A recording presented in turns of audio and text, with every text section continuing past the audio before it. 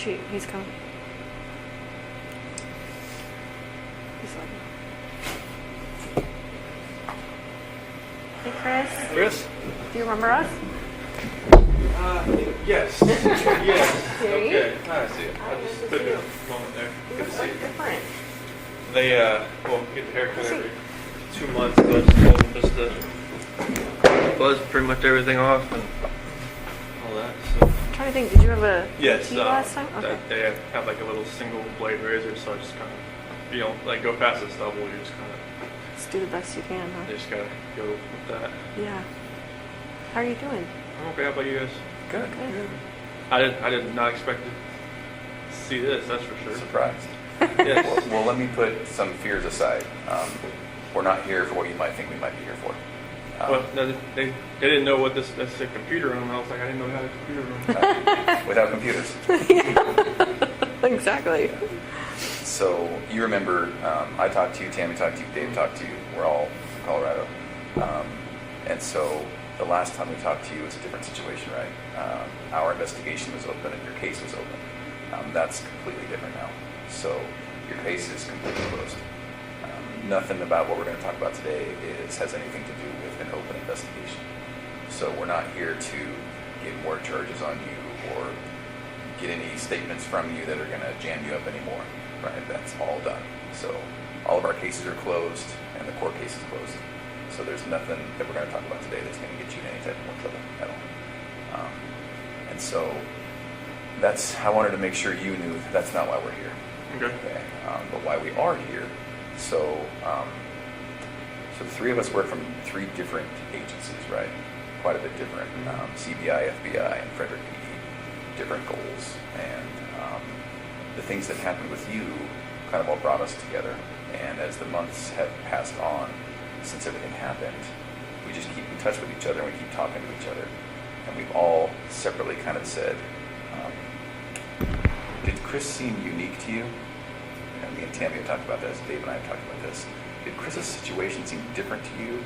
And we keep having that conversation. We can't quite put our finger on it, right? We think that your life leading up to all of the things that happened were very interesting to us. And for me personally, I don't know if you remember, but one of the last things you told me was, hey, Graham, I'm sorry that I started lying to you. And that stuck with me for the last couple months. It's been ringing in my head, right? I've never, ever worked a case like this where someone told me that, ever. And so as I walked away, I thought, Chris is different. Chris is a little bit unique in that regard. So in talking with Tammy and talking with Dave, I said, what did you feel like when it all went down? When we were there, when we were talking to you guys, and we all kind of, in our own different way and in our own different wording, said it all happened a bit too quick for us, right? So when we saw you last, we were talking and talking and talking about your family, about your parents, about everyone. And then the next thing you know, for me and Tammy and for Dave, all of a sudden some patrol officers came in and arrested you. And that was far quicker than we had hoped it would happen. And you understand why that happened, and we understand why that happened. But it left us with 1,000 questions that we didn't get to ask. And then even more importantly, I think it probably left you with 1,000 things that you didn't get to talk about with us. I don't know if you feel that way or not, but and so that's why we're here today. We wanted to kind of talk to you a little bit more about everything. I think there's a lot of things that you didn't get to talk about, and so that's why we're here. And it sticks with me that to this day, there's not one person that's told me, I saw it coming. I knew Chris was like that. I knew it. Not one person.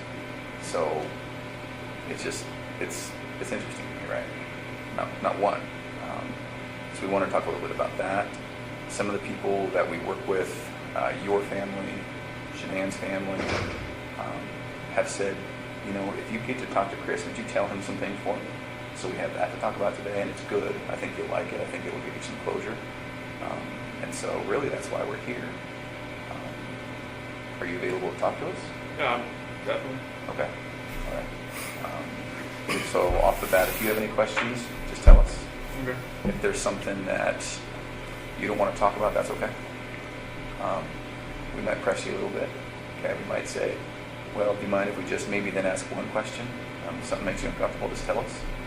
If we need to take any bathroom breaks, we can take bathroom breaks. For anything like that. And we'll take bathroom breaks and water breaks ourselves too. So then, is there anything about your schedule today that makes it that you can't talk to us? No, there was like a pass for this and the AM and the PM. Yeah, they reserved the room the whole day, Oh, just okay. in case. That's just what they do. Okay, I didn't know if that was like two separate things or something. I think you have to go back for lunch to get counted for or something. Oh. Accounted for. Yeah, I think 11:30. Lunch is like 11, but they count for like 12:15. So in general, how is it here? It's a lot different in Colorado. Is it? It's Good or bad? It's better, I think, because I mean, it's here. I'm actually around other people. I mean, in Colorado, it was just like I was segregated, and it was like pounding on the walls all night, screaming, and just just telling me From other people? Oh, Really? they're just telling me like how I should kill myself and like what they're gonna do to me and just like all that kind of stuff. So Oh. it was today. This is a lot different because I mean, people here don't seem to. It's not like they don't care, but it's just kind of like they don't like judge you as soon as you walk in. Colorado was like they knew why I was there and that was it. They were just like if they had 1 second alone with me, it would have been Really? they would. Gee, man. Must be out then. out of like what kind of jail. I don't know what it was like in DOC there, but like they had to lock down the jail for me to walk down the hallway.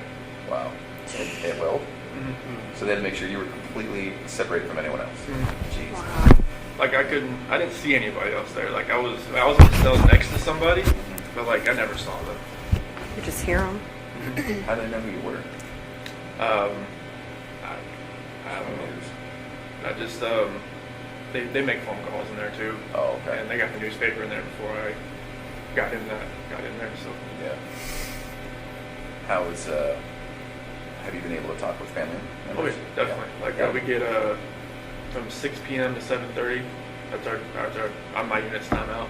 So we get to use the phone at that point in time. Really? Mm-hmm. And do they charge you for it, or? Oh, it's just like it's like Securus or something. Okay. And how do you make money to pay for that? They put money on the phone. Oh. So if I call, like if I was like to dial somebody's number, they'd have to have like a phone account set up. Oh, Otherwise, I it just gotcha. says restricted. And then so who you call pays for it? Yes. Oh. Okay. Have you been able to talk to like family members and parents and all Yeah, that? my mom and dad, my sister. Okay. Good. Is that a good thing? That's a good thing. Definitely.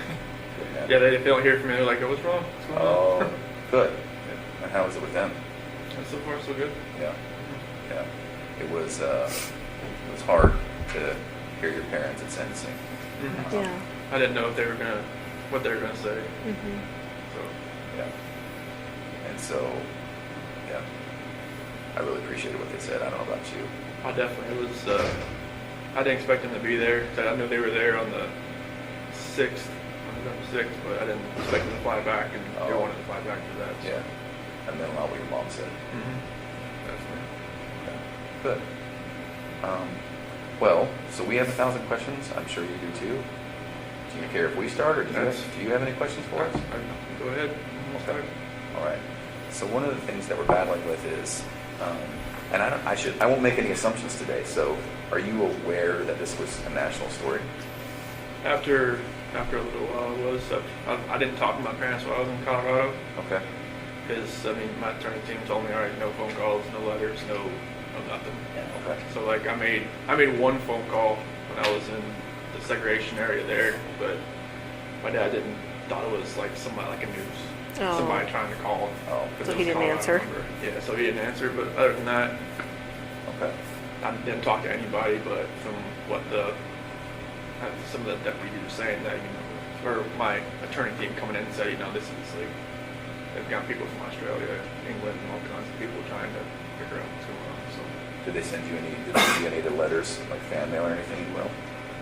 I got letters, but I couldn't keep them Okay. like with me, so like I could read them like on my hour out. But it's like I got a bunch of just letters that had no return address and Oh. stuff that was just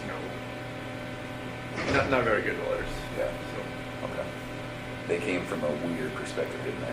from what we have heard. Definitely. There was one person, I guess, from Broomfield that was like writing like 4 times a week trying to come visit me, and then there was just a lot of people like writing out like bleed through markers saying, you know, like you're a monster, or, you know, all kinds of crazy stuff. All right. Well, we're going to talk about some hard issues today, but I don't intend to take you to a dark place today. Okay. I hope that when we're done, you'll feel better. I hope it'll be therapeutic. We're going to talk about, obviously, what happened with your family, and so that's going to be hard to talk about. I appreciate anything you can tell me about it. If you need to take time out, if you need to get a tissue, that's fine, right? I think it'll be very good for you. It'll be good for us.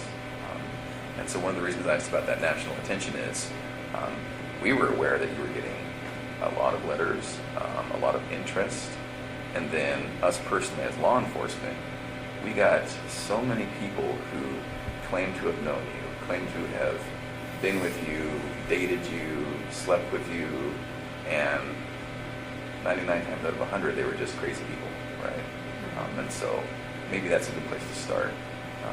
Had you heard about any of that? John Walsh, told me about some dude from Wyoming.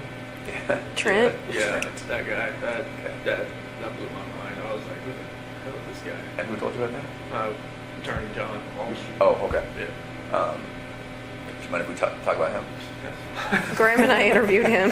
You had to? Yes. A waste of our lives. Yes. So Trent, in summary, Trent came in and said, met you online on a dating app, had a few,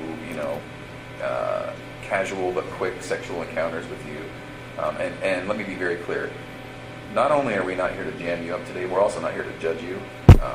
And if there is anything like that, you can imagine we've heard way worse, way different, So if it's true, I hope that you can just casually say, yeah, I mean, this happened. It wasn't as bad as he said, but maybe this happened. So his story was met online, met you, and it was a time when you were experimenting with maybe men. And so he said he met a couple times, met his friends, went to an apartment, had a couple of meetings in a parking lot, and then that was basically it. Does any of that sound familiar? Okay. No, I've never met the guy. Okay. All right. Yeah, he talked about being in your truck with your girls, like the whole 9 yards. So. Okay. No. All right. I've never even been to Wyoming, let alone Okay. driven up there to see somebody. Yeah. And so this is maybe a weird question for you. Do you have any gay experience? No. Okay. Any interest? No. Okay. Never had a time experimented, wondered? No. Okay. Is it possible that he found you instead of you finding him? From what John told me, to find me on like a WhatsApp. Yeah. I don't even have that app. Okay. Never. I mean, you had my phone, so Okay. you could probably, Yeah, we know. you could probably saw what app I had. But I've never even heard of the app. But Okay. apparently, like he told me, like I met him through like a rehab center or something.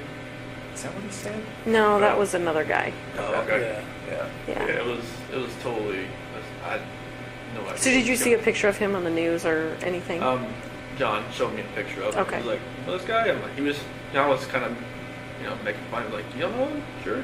Okay. I'm like, no. So you saw it and you were like, no way. Yeah, I was just Big like- lips. Did you see his giant Yeah, lips? it was just like, I have no clue who this guy is. And he's somewhat memorable. I mean, Yeah. If you met him or talked to him or got to know him, you might remember.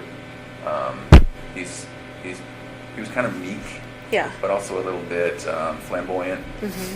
Yeah, he did fake lip, or not fake lips, but injections. Uh-huh. He was very into skincare and makeup.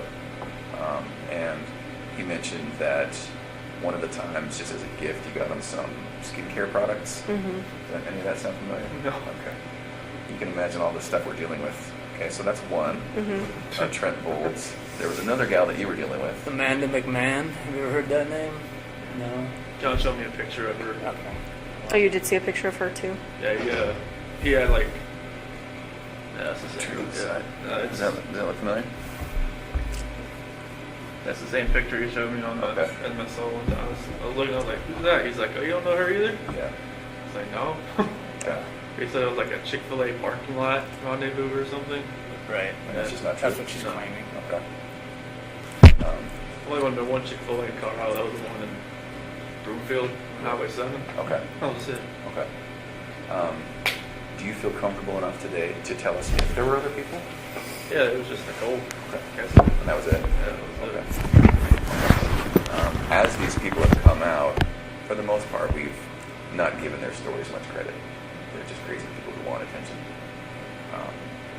And so, but when that does happen, it does make us think, there may have been others. And so Nicole was the only one? That was the only one. Was there ever like a one-night stand with someone else just out of the blue and one and done? No. Okay. All right.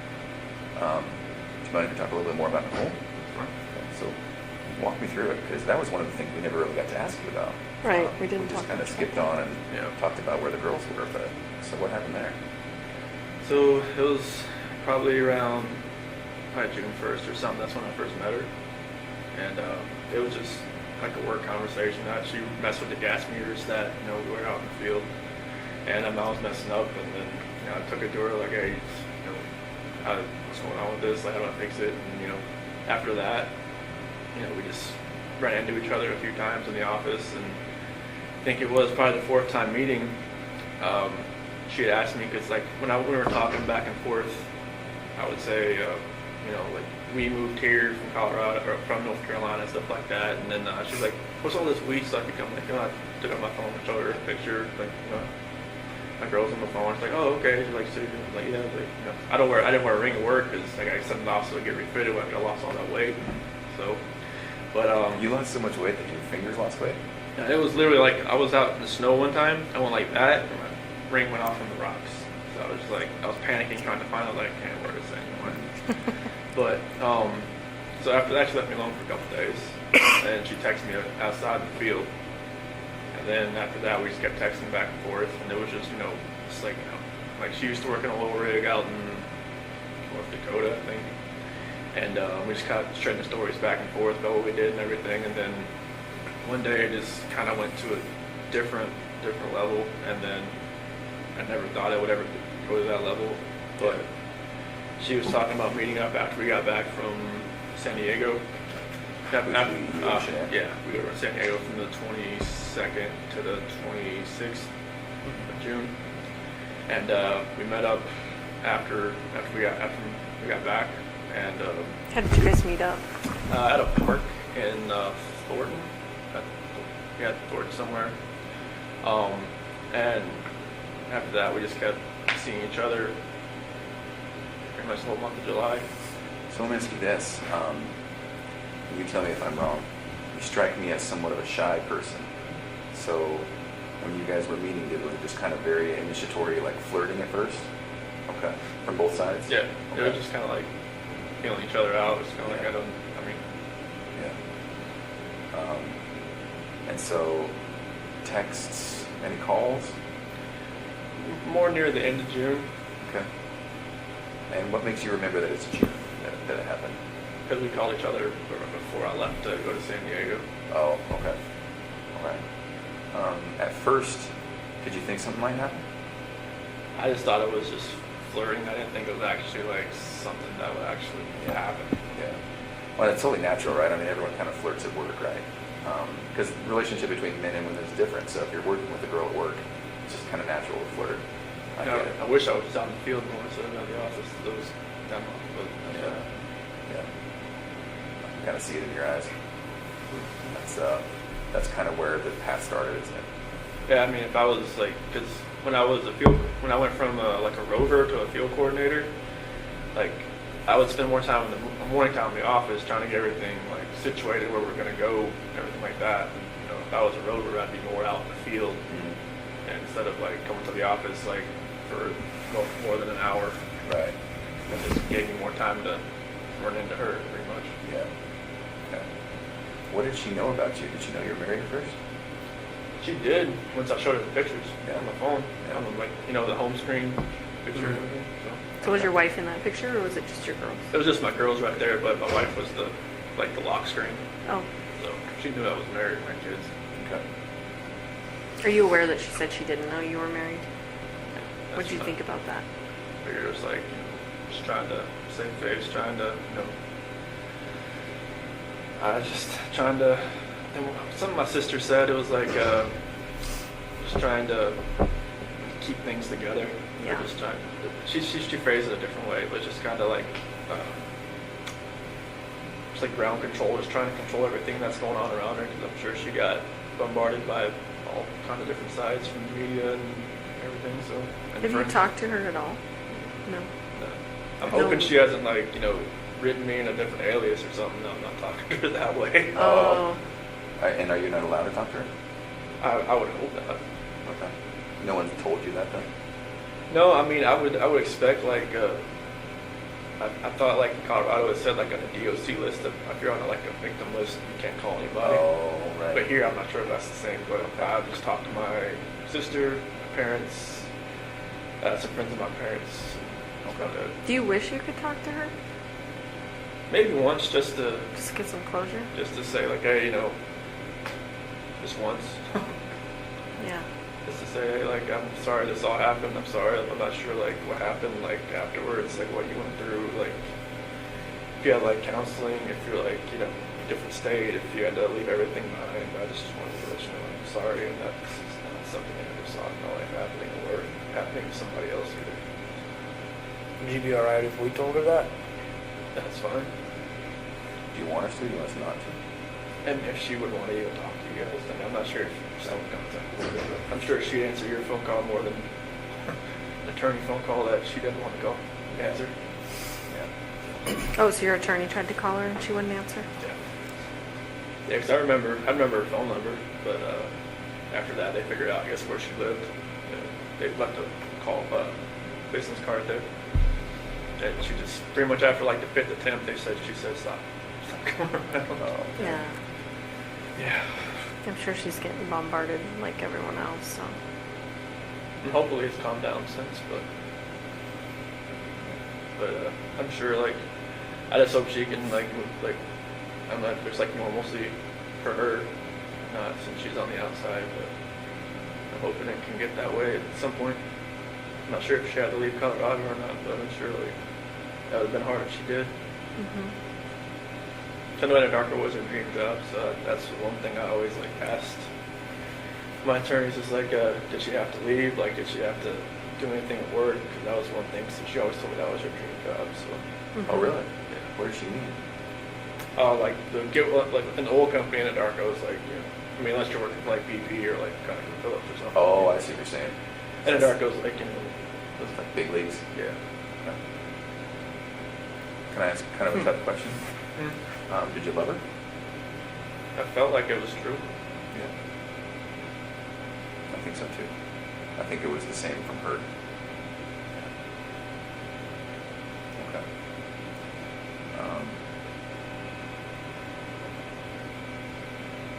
Tell us about the time you spent with her. Well, I mean, it felt like it was, I think when you said I was more like a shy guy, it's kind of I've never been pursued by anybody before. It's kind of I was the one, trying to pursue. Because when me and Shanann met, it was she was always pushing me away, kind of She was sick for a while, right? Oh yeah, she had just got diagnosed with lupus, and she was on a bunch of different medications and stuff. And it was I guess I wasn't her type. And you weren't her type? I wasn't her type. Okay. She told me when she first, because we had met. She told you that? Yeah. You're not. I remember you telling me that.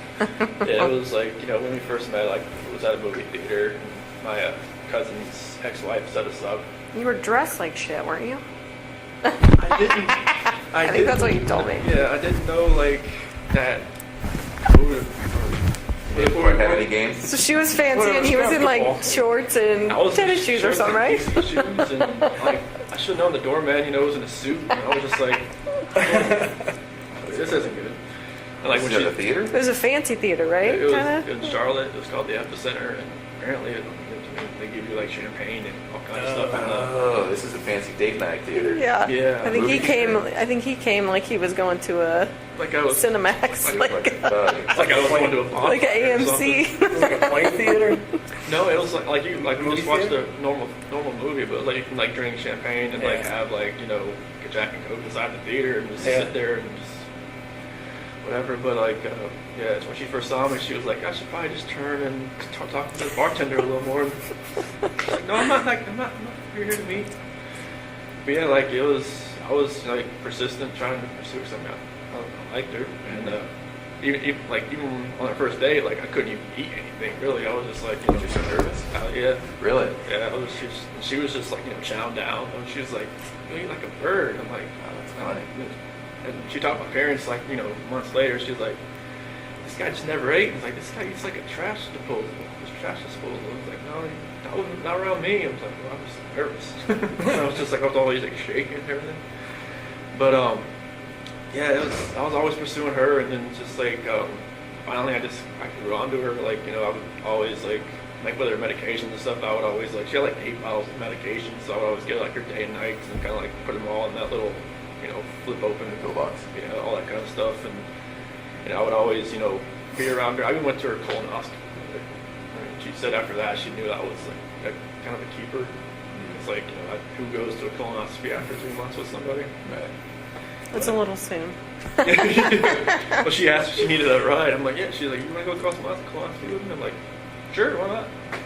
Like, I even sat with her while she drank that nasty stuff all day. Yeah. Oh. Yeah, Where she's in the bathroom that's all a day. good test. that clear stuff that doesn't really taste clear. Yeah, but yeah, it was. I mean, it felt like it was a great relationship. Everything was great.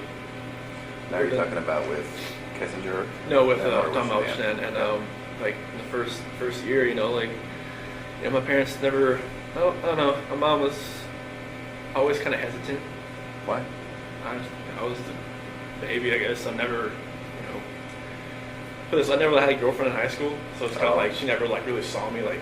Oh, interesting. So she's kind of watching her baby walk out a little bit. Yeah, because when I turned 18, I graduated. I never moved back. Okay. At home, so And my how sister old- moved back and forth all the time. So How old were you when you met Shanann? I was 25. It was 2010. So Okay. So no serious girlfriends before that? nothing more than like 6 months or so. Yeah, there was some girls here and there, but just nothing more than like the last girlfriend I had before Shanann, she was just actually got divorced, and I should never did that. But it was more of like I was kind of like helping her get through her divorce. It seemed like she went on to somebody else. I'm like, oh, nice to know. You're the rebound guy? The rebound guy. Pretty much, but that's how it goes. Would you say that in your relationships with women, it seems to me, and you tell me if I'm wrong, it seems to me like you're attracted to maybe a more dominant personality? It seemed like it because I've been more of the just reserved. I mean, I just kind of like go with the flow type. Yeah. And like Shanann usually made all the decisions. It seemed like so. I get that. I'm the same. Yeah. I don't know what it is. Yeah. I don't think that's right with you, but So then, and I know it's hard to keep bouncing back and forth, but and one of the reasons we're here is we just keep telling ourselves, Chris just does not fit the mold. Chris does not. No. Like it just blows us away what happened, right? And so we will do a little bit of bouncing back and forth, and that's really just to get to know you a little bit better, because we never really got that chance, did we? We were Met you talking twice. Yeah. Met you once. Yeah. Probably like 3. Well, you remember 3 or 4 times probably. So then do you call her Nikki or Nicole? I always call her Nikki. Okay. I know there's so many Nickies and Nicoles in this. Right, there is. I got confused. So we'll call her Nikki. Okay. So then with Nikki, was it different? It just seemed like I was more in control. It seemed like, and that never happened. Like she'd actually like asked me like my opinion on a lot of things and just like what I wanted to do and just kind of like okay. It was new, wasn't it? Very new. Oh, that's fascinating to me. And so did it feel more like an equal partnership, or? It seemed like it. Yeah. Okay. So then when it was date night, would you guys talk about it? Would you ask to go somewhere, or would she say, I want to go somewhere? Was it too fast? The first time we went out, it was to a movie over at the Orchard off the 144th over there, and I asked her like, "Hey, you want to go see this movie?" And like, she's like, "Yeah." I'm like, "Okay, cool." And we got there, it was sold out, and normally we'd probably just have just wait 2 hours, like just go home, but now she just wanted to walk around and just talk. I'm like, okay. Oh, wow. So that was different, and you know, I think she wanted to go to the car museum, Shelby Museum in Boulder. I've never been there, and That's right up your alley. You're a mechanic. I was just like, that was awesome, just to walk around cars for like an hour or so. And then, you know, drag race in Vandermeer. Okay. And I haven't been to a drag race since 2008. And that was in Charlotte. Okay. It was like they have a 4-lane drag strip over there. And it's like the NHRA, the Top Fuel, and fun car stuff. Like me and my dad used to grow up. Yeah. Go there like all the time. And then like went to camping in Sand Dunes National Park, and I'd never been camping. I always wanted to do it. Thought it was she'd done it like countless times. Oh, really? Okay. So, She's outdoorsy? yes. Okay. Yeah, she's I guess she every time like she needed to clear her head, she'd just go by herself, just go somewhere. Oh. Yeah. But she's a completely new type of person and relationship. Yeah. Okay. All right.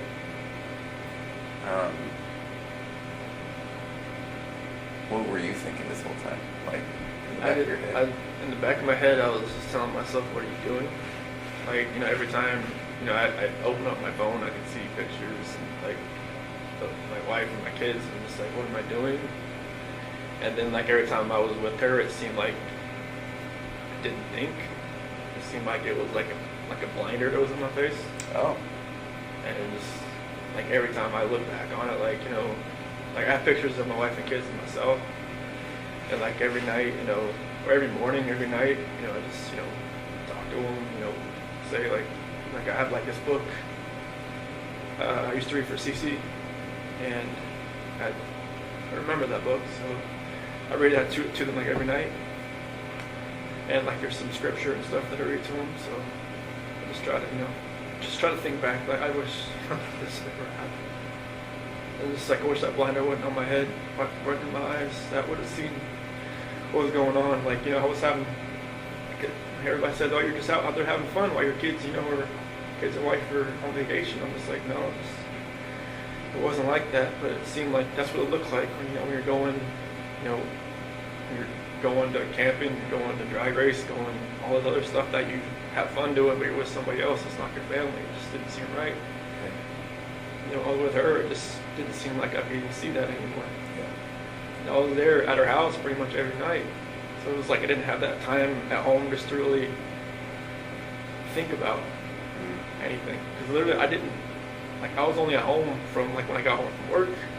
I worked out, I ate dinner, and then I went over to her house. Like I never slept in my house in like the whole month of July. Now, talk me through that though. When you said you went home and then you were at her house, was that while Shanann was gone? Oh, okay. So you weren't even at your house. No. This all happened so quickly, didn't it? It was insane quickly.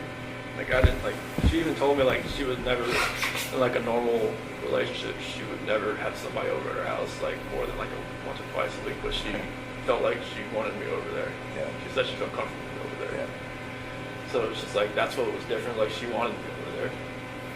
But I just wish that all that would just go away.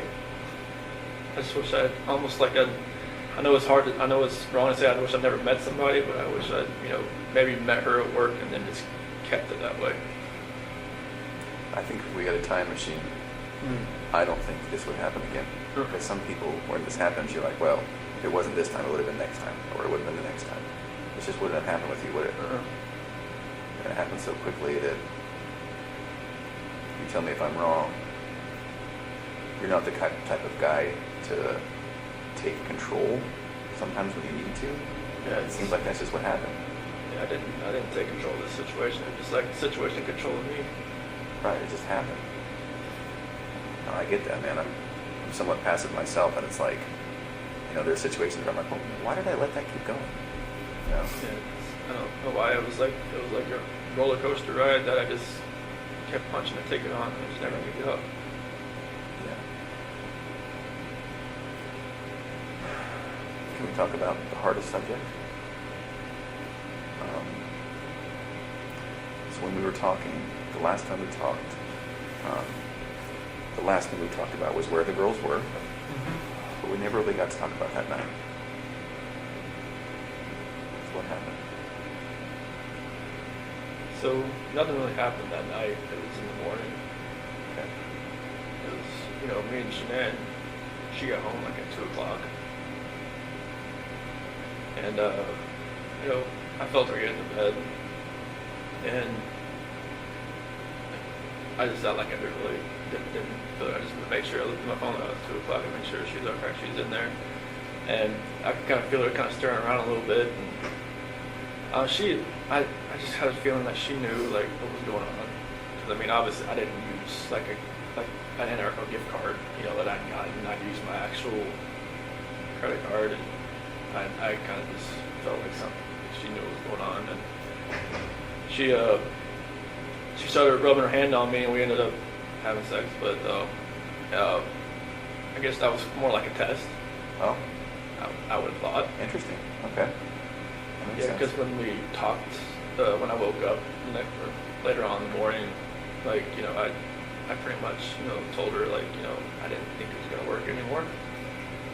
And she was like, what happened? What was last night, Mm-hmm. So I figured that's what caused the test after I've gone through everything in my head. That makes sense. And she just told me, like, to get off of her. And she was like, I knew there was somebody else, I knew there was somebody else, I knew there was somebody else. I couldn't just say, yes, there is somebody else, but then she said, you're never going to see the kids again, you're never going to see them again, get off me, don't hurt me. And then, Is that what you said? because like when I climbed in bed, that was pretty much like on top, pretty much like straddling her kind of deal. Okay. And she thought I was gonna like, hurt her or hurt the baby or something. So, because she knew that like, something had happened. She thought I was just trying to, just check out or something. So, Okay. and then that's when that happened. I know it's hard, but do you mind if we talk just a tiny bit deeper about that? So she comes home, she touches you, you guys have sex. It seems like she's doing her test, which I understand. It sounds like you do too. I'm sure like, Nikki or not Nikki, Nicole Atkinson or Cassie probably told her, That's what I was thinking, right? They talked about it during that whole weekend. more than like that. That's my parents told me there was like going through like text messages. It's like all like pretty much they all kind of just told her he's with somebody else type of deal. Yeah. And she spent a lot of time with the gals. That's what they did probably all weekend is talk about it, give her advice. I think that's what we found, right? Yeah. Okay. So she comes home. You guys have sex. And then did you fall asleep between then and going to work? Yes.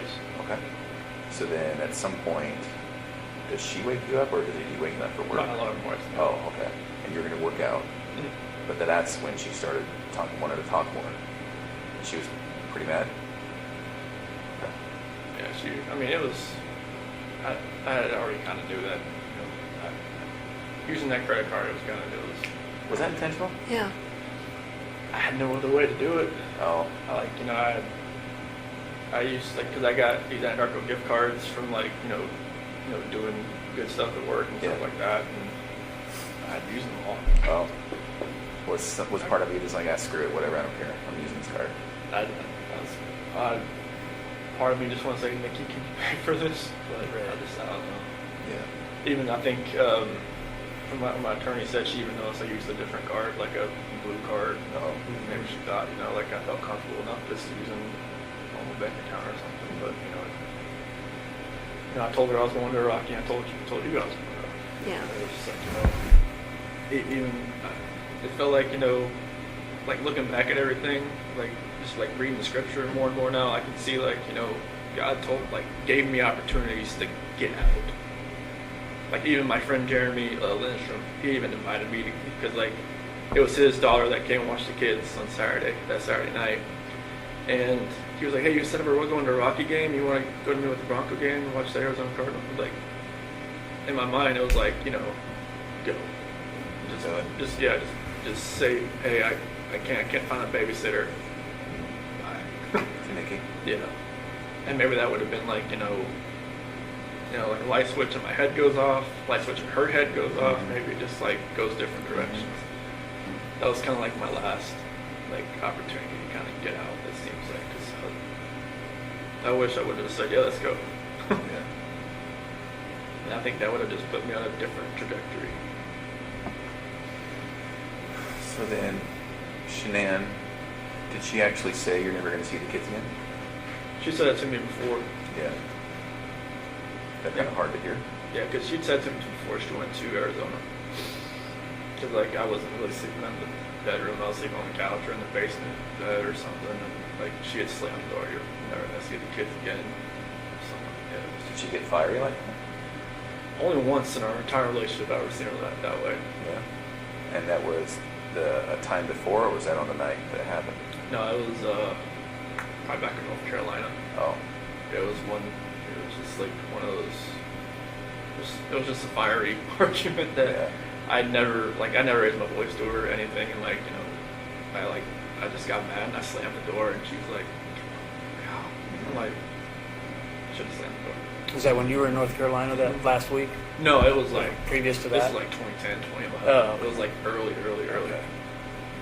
In her old house. Before kids? Yes. Were you dating or were you married at that point? Dating. Oh.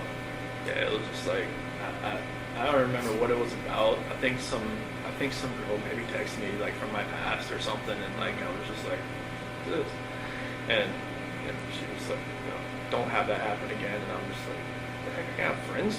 Right. They're females. Like I don't even talk to this woman anymore. Right. And it was just like, nope.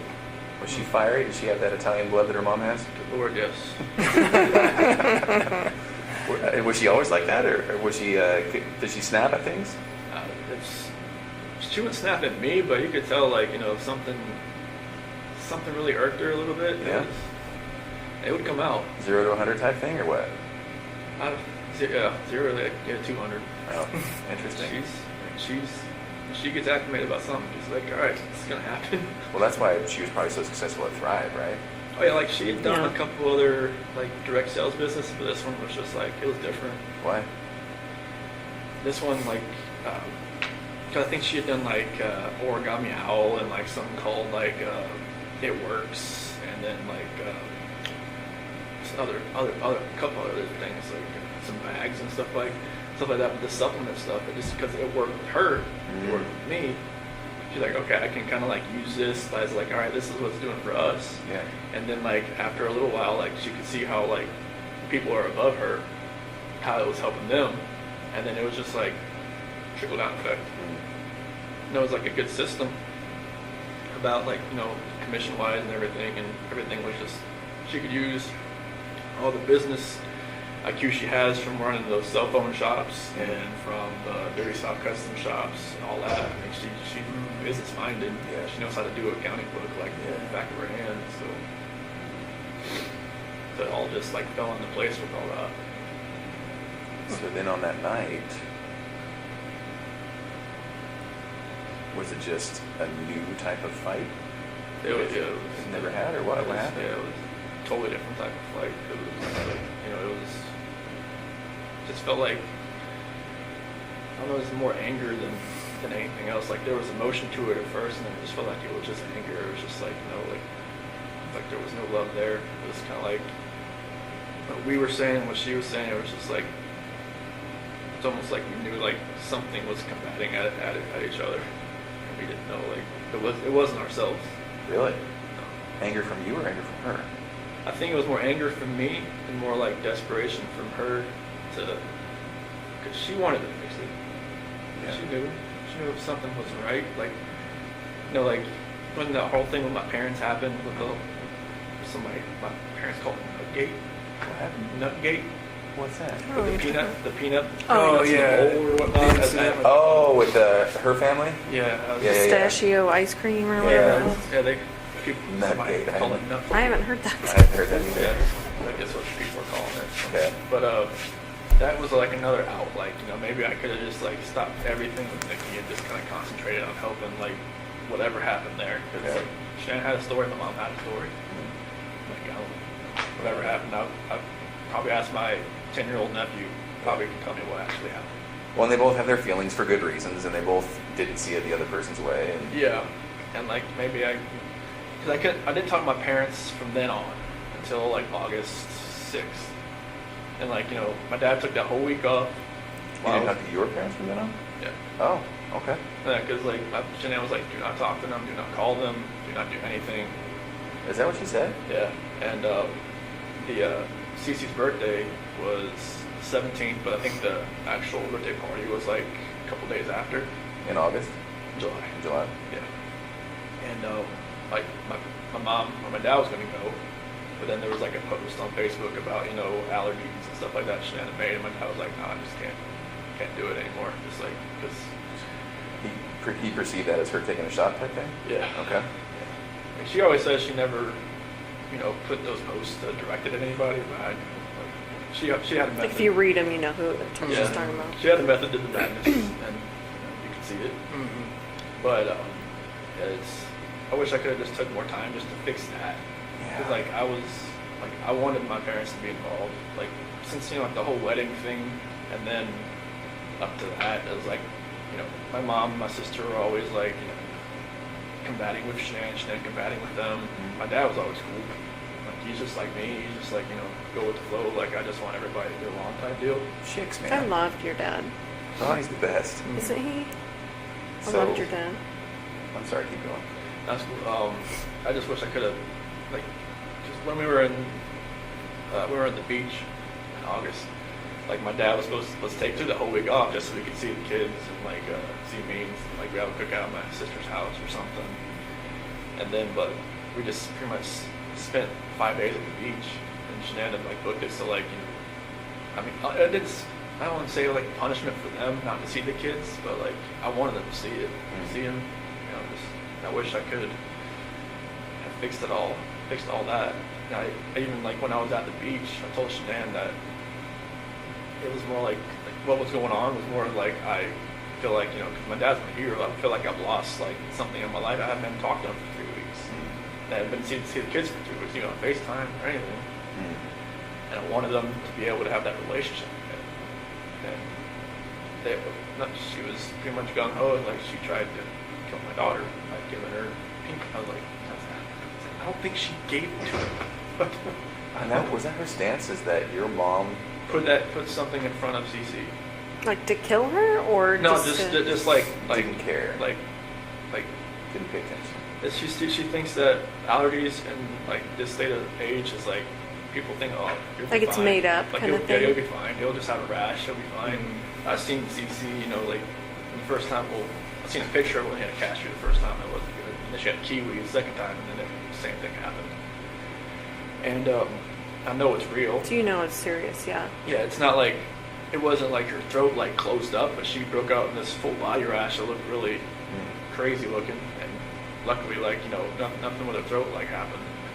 But So did that make you angry at your mom for doing that? yeah, I mean I just Mom, you just gotta. I told her you need to think, you need to pay attention. Just because another kid can have something doesn't mean another kid can have something. Because when we were at that birthday party at Jeremy's that Sunday, they had this cake there. Bella wanted it so bad. I'm like, can't give it to her because Cece can't have it. She was like, okay. And all the other kids were like, they can't have the cake. I just kind of took them off and gave them some one of those frozen pops or something. But it's just she had to learn that just because one kid can have something and there's another kid that can't have it for a legitimate reason, she couldn't have done it. But that's the kind of talk I had with her when Shanann called me. I think it was maybe middle of July or something when she told me all this had happened.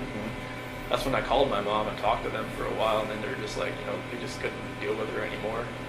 Shanann just kind of they flipped out. My nephew told Bella to go hide behind the curtain because I don't think your mom was going to let you come over here again or something like that. Oh. So it got heated. Oh, it was bad. Really? Yeah, it was a last straw between them, I think. In the same room or over the phone? No, they were at They were at my really mom's heated. house. Yeah, because Cece and Bella and my niece and nephew were there. Okay. How did Shanann find out about the ice cream thing? Because Shanann was there, and I guess they were all sitting one of those couches, kind of like a U, and my niece went into the kitchen, and she knew where the ice cream was. I mean, she'd been there. So it's not like your mom gave it to her? Like she got her own ice cream? Yeah, she went in the freezer, got it, went out, and sat beside Cece and started eating.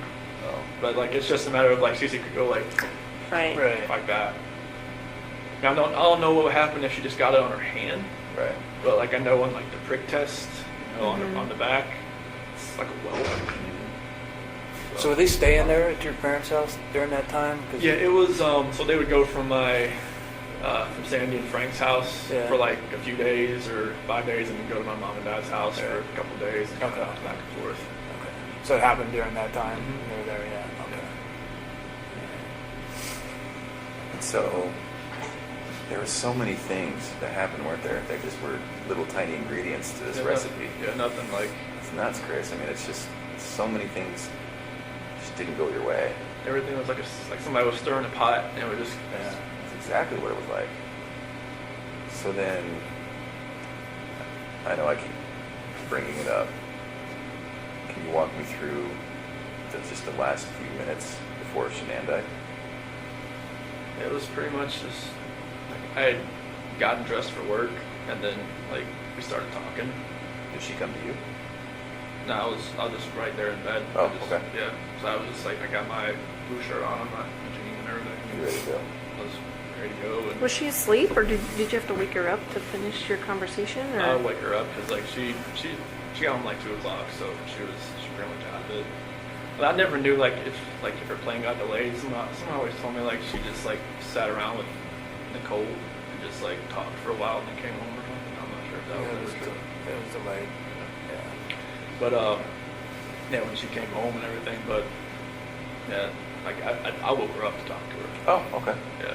And is that because it was just eating at your brain? Yeah, like I knew like something like something just felt right with me. So I know like she knew. I just knew she knew. I just felt like maybe the kids weren't going to be there when I got home that day. Oh, interesting. Now, I don't mean to offend, but I have to ask, is that really the truth? Okay. I really felt like they weren't going to be there when I got home that day. Oh. And Like she would take them somewhere? No, I just felt like either maybe I wouldn't go home, maybe they weren't going to be there, or I wouldn't be allowed in, type thing. I think I saw some text messages where Shanann talked about that she would take the kids to another state or something because she wouldn't be able to afford to live in Colorado or something like that. Did she say that kind of stuff to you, or Yeah. what did she say about that? She said she couldn't afford to live in Colorado on her own, and that I told her like, well, drive. I mean, she pretty much makes the same amount I do. Yeah. But she said she wouldn't want to try, just because Colorado just price of living there was a lot higher than North Carolina. And just so I'm clear, you thought maybe in your mind, you thought maybe she would take the kids somewhere else or like lock you out of the house or just like I wouldn't want to make a scene like trying like pound on the door trying to get in or anything like that. But, like, I just felt like that was what I did on Sunday. It was kind of like, or Saturday night was kind of like the last straw. Kind of like going out with somebody and using an actual bank account card and just like not trying to hide it at all.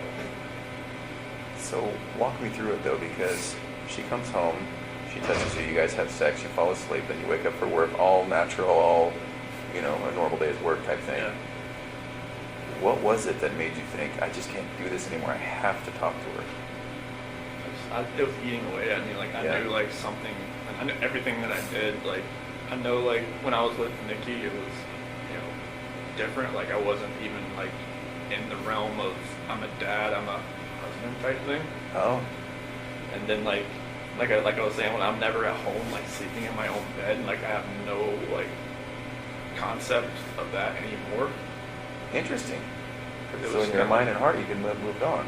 Like it kind of felt like if I wasn't at home, like I didn't think about it almost, because like if I wasn't sleeping on my own, like I think there was at one point like Nikki had gone to the mountains with her friends for like a few days, like into June, first part of July, and then like that part obviously I was at home, but like from that whole month of July on, it was like I was never at home. Like I never had all those reminders around me. I never had, like every time my wife would call me, I would be at Nikki's house. Oh, while she was in North Carolina? Yeah. Okay. And I would like, walk outside and talk to her, like when I was next to the car or something like that. But Uh-huh. I would never be at home looking like, have all these pictures around me, just being in the same bed, seeing my kids' beds, seeing everything that, that we go for the last 6 years. And so, did you just want to once and for all get it out in the open? I just wanted to just tell her how I was feeling at that point in time. Like, I didn't feel like me and her were compatible anymore. Yeah. Honestly, I didn't feel like that because what was going on with Nikki, it was new. It was new. Right, absolutely. Anything that's new always feels better than the old. Yes. And it You were makes think probably differently bitten by the love bug. Yeah, That's how a lot of therapists talk unfortunately, about it. Yeah. but it was just like I never felt that. I mean, even like with new relationships in the past, like it always feels different. Like the first couple weeks, and then but it just with someone Nikki felt different. I don't know what it was. Maybe it was just like you said, like I was more in control, and like it was more of like maybe more of me coming out. Because Shanann always said like it always seemed I was more myself around other people, like her cousin Cody, like Cody lived or came up visited us for a little bit while we were in Colorado for a little while, and Cody always talked about like how Chris is so funny, Chris is like Shanann would always like, why are you never like that with me? I'm just like maybe I always felt nervous around you. There's only so much oxygen in the room, right? I say this to some people when dominant personalities, I just always felt nervous. I always felt like I was, I never could actually just, be myself. Right. Nikki, I was myself like all the time. It was just different. Well, and it seems as though, and again, hard to talk about, and you tell me if I'm wrong, but it also seems, is it accurate to say that sexually you were able to say, Nikki, this is what I would like, this is what I'm into, or blah, blah, blah, and maybe not what Shanann? No, Nikki just wanted, she wanted what she wanted. She wanted to do it pretty much all the time. I was just like, okay, that's fine with me. Okay. With Shanann, it was just like, hey. Sometimes it happened, sometimes it didn't. But that wasn't the case as far as that way. It wasn't just like sex or whatnot. But Okay. it was me. I was just more myself. I could just not think about what I was going to say or plan what I was going to say or not, say something stupid or something. But, Right. A little bit of freedom. Can I ask you something about that morning that you had sex with Shanann? Did you feel at all like maybe you were kind of cheating on Nikki by doing that? I felt strange. I felt like, the first time I was with Nikki, I felt weird. First time, Sure. And then the last time I was with Shanann, I felt totally strange. I was just like, I didn't know who I was. I didn't know who I had become. I felt like I'd become people I see on TV, and that did not feel right with me. Like I didn't know what had happened to me. Mm-hmm. So Nikki even asked me like, have you done this before? Have you ever strayed away? I'm like, I've never even thought about it. It's like, what's different? It's like, I guess it's just you that's different because I just never actually like I've seen girls smile at me before, never done anything about it. With her, it was just like it's like she had a leash on me and she tugged me away. As soon as she walked, I'm like, what the heck, what's going on? So, Well, and Tammy brings up a very good point. I wonder if that last time with Shanann having sex had somewhat of a role in you thinking, like a trigger. I gotta do something, I gotta say something, we gotta have a talk, something's gotta change. Is that accurate? Yeah, I felt like it was like maybe like a trigger point or something like you hit the push button on a bomb and it just blows up. Right. Just something in my head was just like something was irking. Just like I had to say something.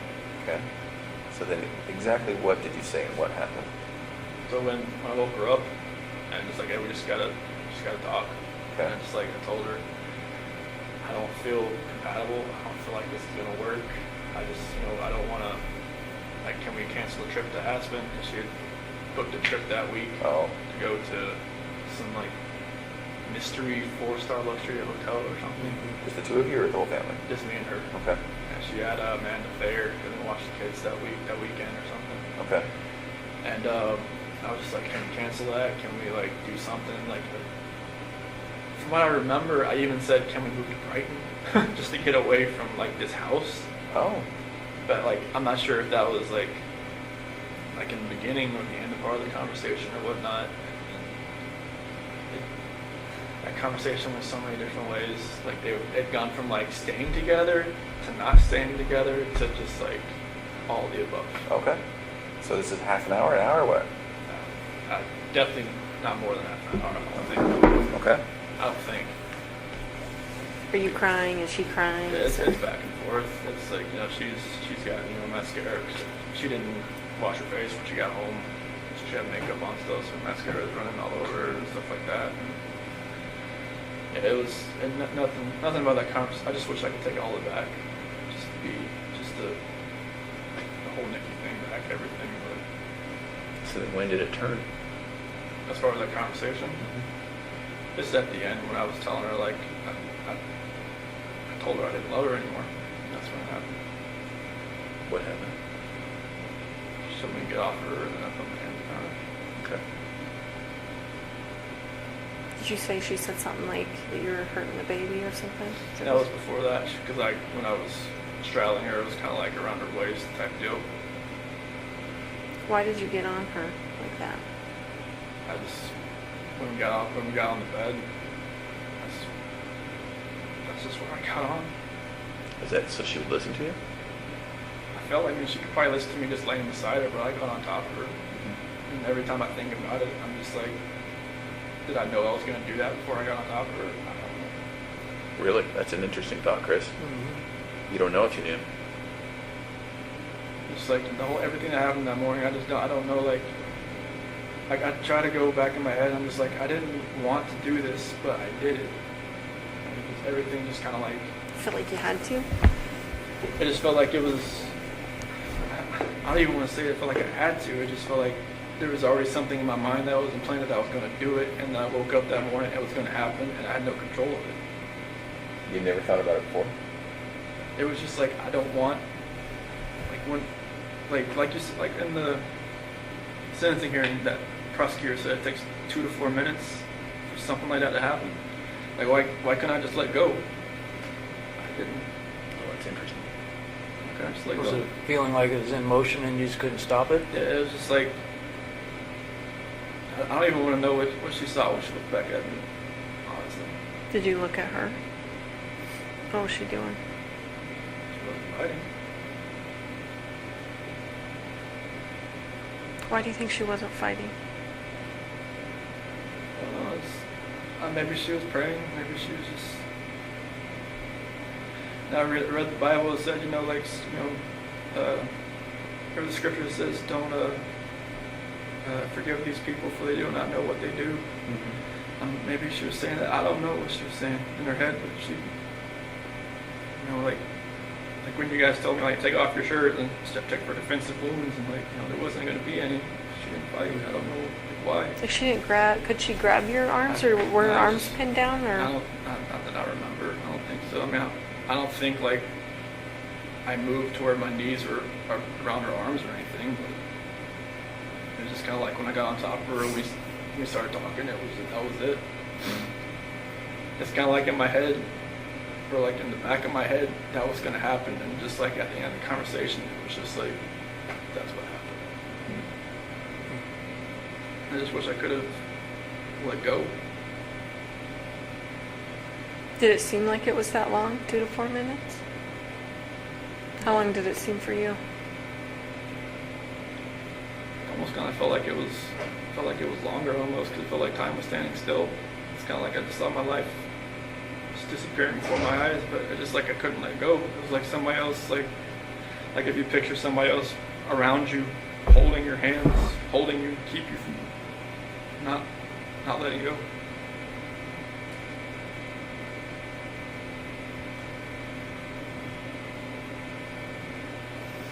At some point there was a statement about rage. Do you feel like you were in a rage at that point? That's the only way I can describe it, honestly. Like a snap. Something. I mean, I know.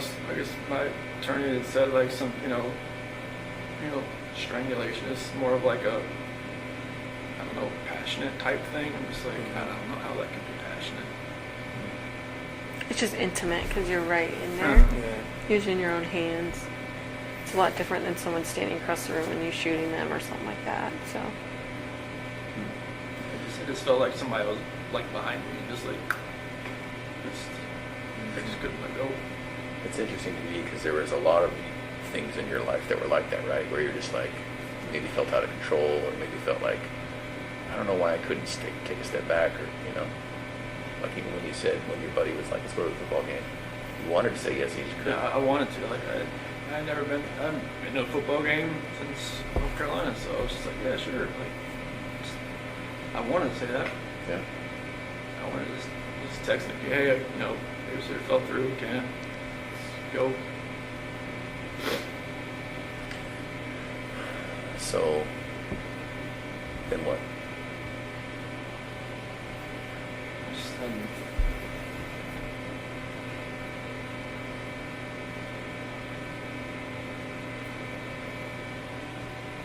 I just after, you know, Shanann was, I guess, when she was gone, it was just like, I didn't know what was going on. It's like, it was like a traumatic, I don't know what you call it, traumatic event type, and everything, and like, I was shaking, I didn't know what had happened.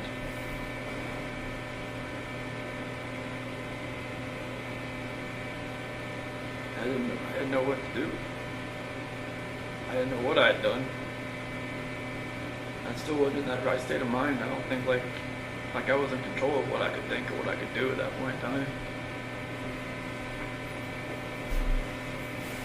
Like most people say, like, why don't you just call 911? Why don't you, like, unless you're in that situation, you don't know. You don't know what you would have done. Mm-hmm. It's easy to play Monday morning quarterback. Mm-hmm. I agree with that. Like you said, if somebody shoots somebody, you don't know what was going through their mind at that point in time. Mm-hmm. You don't know what you'd have done. So what happened next? Bella came in the room.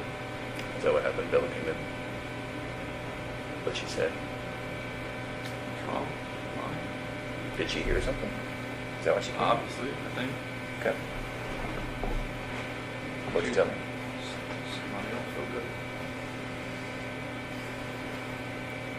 And then, did that happen with Bella right in that room? Not in front of her. Okay. What happened? She walked in as, you know, she's talking up. She was sleeping. Mm-hmm. Did you take her back to her room? Put Shanann in that sheet that you found in sight. Okay. And what?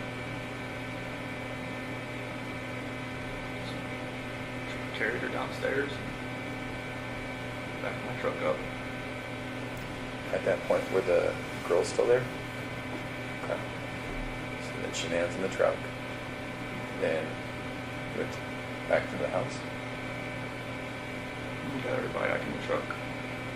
Was Bella first or was Cece first? In the truck? Yeah, I'm sorry. So Shanann was first, and then Bella was next. Was Bella alive when you guys got in the truck? Oh, okay. What happened? I woke back up. Okay.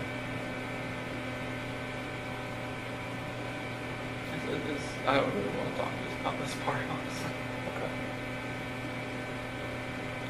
Those are my kids. This is my baby. I just talk to them every night. I help see how this can happen. Okay.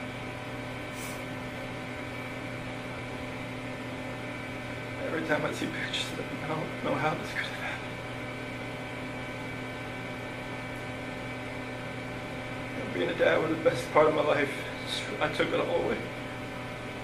I think that's the hardest part for us, Chris, is we see those videos, we see that love that you had for your girls. Like, it's obvious to us, and even to us, it's hard for us to understand how a dad who's given piggyback rides and, you know, making snacks and watching princess movies and those kinds of things,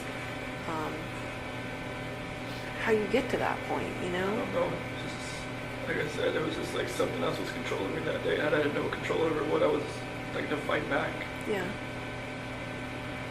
Like when that prosecutor said that Bella bit her tongue, like repeatedly, I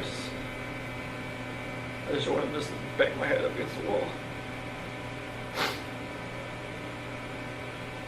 So you put Shanann in the truck, and then you put the two girls in the truck? Were they just sitting in their car seats, or I guess they didn't probably have car seats in your truck, did they? No, they was sitting in the back with the, like in that bench seat. So Shanann was back there too? She was on the floor. What did they say about Shanann being on the floor?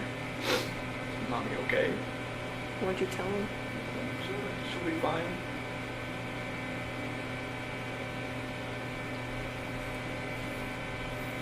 Did you have their stuff with them? Like their toys and their blankets and stuff?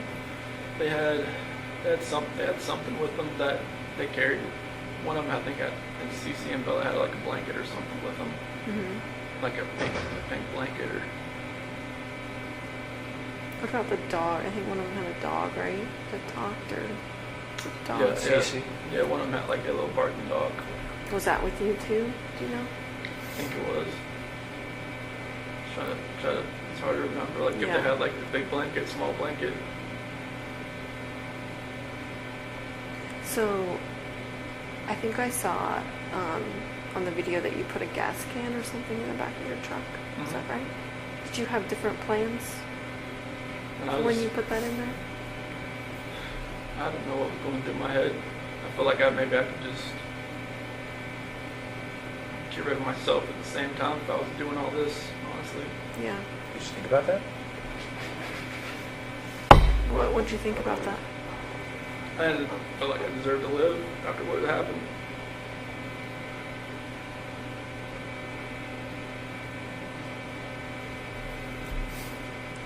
Was there any thought to the whole family going away that day, to include you? After everything happened, that's the definite thought. Yeah. See, it's interesting to me. We had all kind of wondered if there was a point when you were all together and if you were all going to pass together. That to me makes sense, because that's, even though it sounds crazy, that's what a family man does, right? Family man doesn't do what he did. No, I know. I guess what I mean is, it seems like you guys were going to be together forever in that way. Is that maybe what was going through your head? Honestly, I just felt like I didn't deserve to live. Yeah. And it was like, whatever judgment I was going to come upon myself,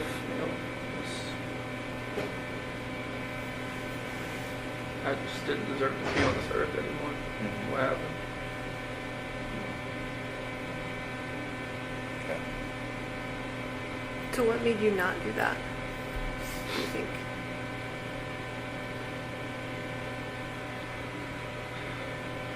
I don't know if it was just more of like a, because with the site, maybe it was just more of like, I would have hurt more people than just me and everybody else. Like, I know there's other people out there, not like at the site, but other people like maybe out in the area. Like, I didn't want something like on the site to catch fire and blow up, and then other people around would get hurt in the same. So you were thinking initially about starting a fire out there, or an explosion or something, or? Just no, not for that. Just like maybe I could just take care of myself, and that would have been good. How? Gasoline, that's the only thing you do. I mean, I don't have a gun. I don't have anything like that. It's not like you can just commit suicide that way. But it's So just just like, to blow yourself up? I mean, it was just, I wasn't thinking. Yeah. I don't. Yeah. It was. I mean, I don't have weapons. I've never hunted before in my life. I don't know what. I mean, nothing was right that morning. Yeah. I remember you kept telling me that.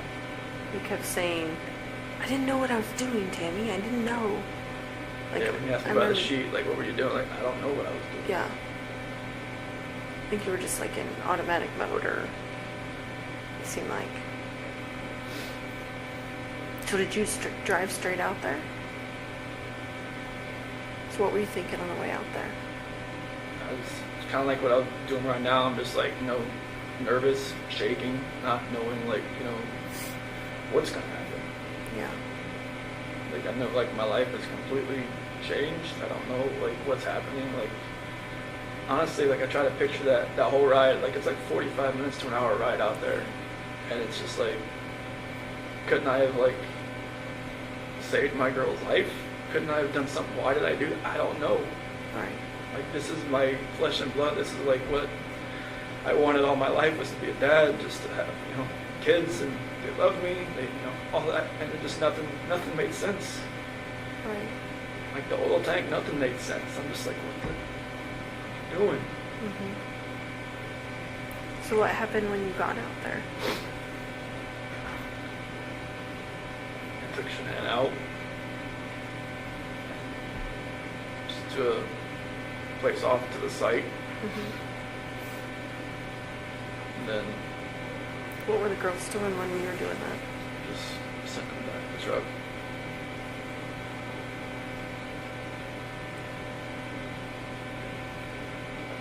And then what happened after that?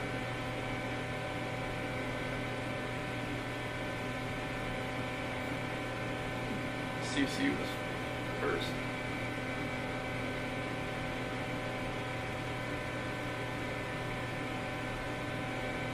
She did have a blanket. She had a blue blanket. A Yankee blanket.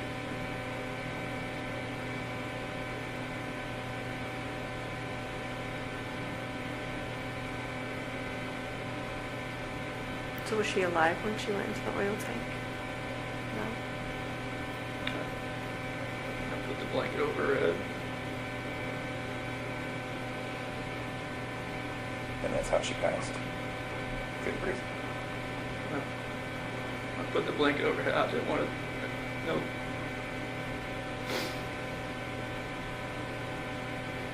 I strangled her right there in the back seat. Okay. What was Bella doing? She's sitting right beside her. Did she understand? Did she know what was going on? She didn't say anything.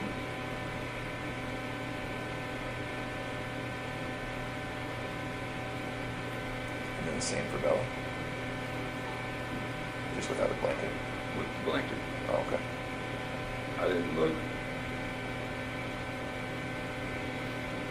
It's like every time I closed my eyes, I just hear her saying, "Daddy, no," and that was it. That's what Bella said. I hear that every day. Do you really?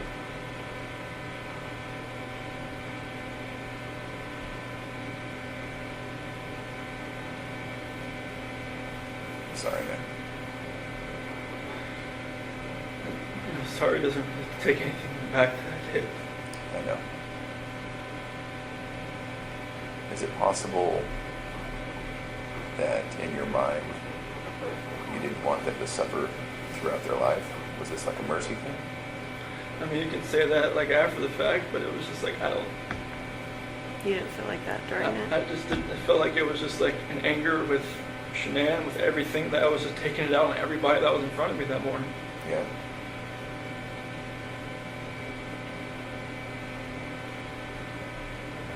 I mean, kids growing up without their parents, I mean, depending on what grandparents or whoever they grew up with, seemed to be fine. But it was just like, it was an anger thing. It was just like.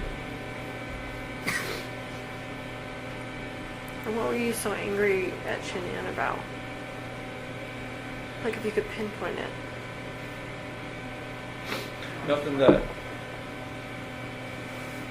makes anybody to want to do this.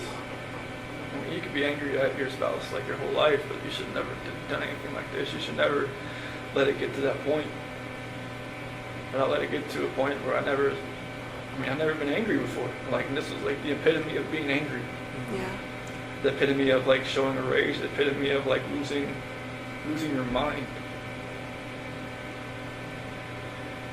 I mean, even like some people in here said, dude, like, the heck happened? You must have freaking snapped. And like, I just walk away. I'm just like, you know, it's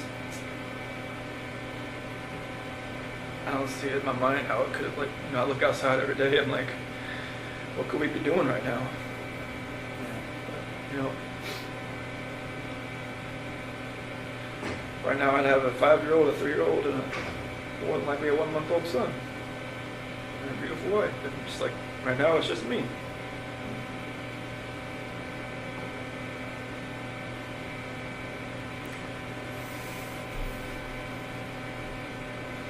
I watched that video of you finding out that Shanann was pregnant. You don't seem excited. You seem like kind of in shock. Scared. And yeah, like, oh fuck. Like, Well, it's it's already complicated and now this. Well, it's like when we had talked about it, like a couple weeks, it happened fat. Like with Bella, it was like we almost gave up trying, and then she bought me like a supercharger for my car.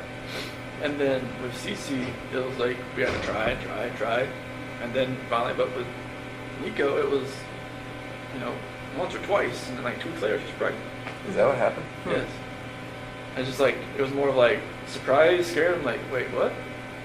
Like we just talked about this, like people have brought up the fact like, oh, she was probably pregnant before, like you guys even talked about it. I'm just like, it's not, no. But like, yeah, it was insanely fast. I give it that. Like that's the only reason I ever gave that notion, like even the moment of thought, because it was like faster than any other time that she'd gotten pregnant.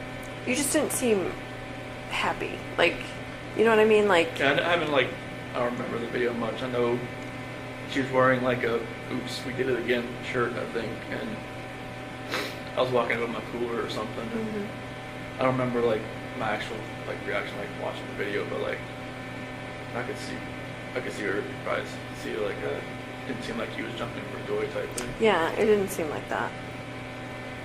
Did you watch the one of when I found out about Cece? Uh, No, okay. is it totally different? Yeah, it was. Yeah. Yeah, it was because Bella was in the crib and it had an eviction notice on the. Oh, yeah, I on think the you told crib. me about it. Yeah, I never saw it though.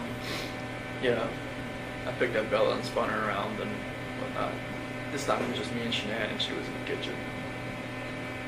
I don't know, like I don't forget what date it was. Maybe like June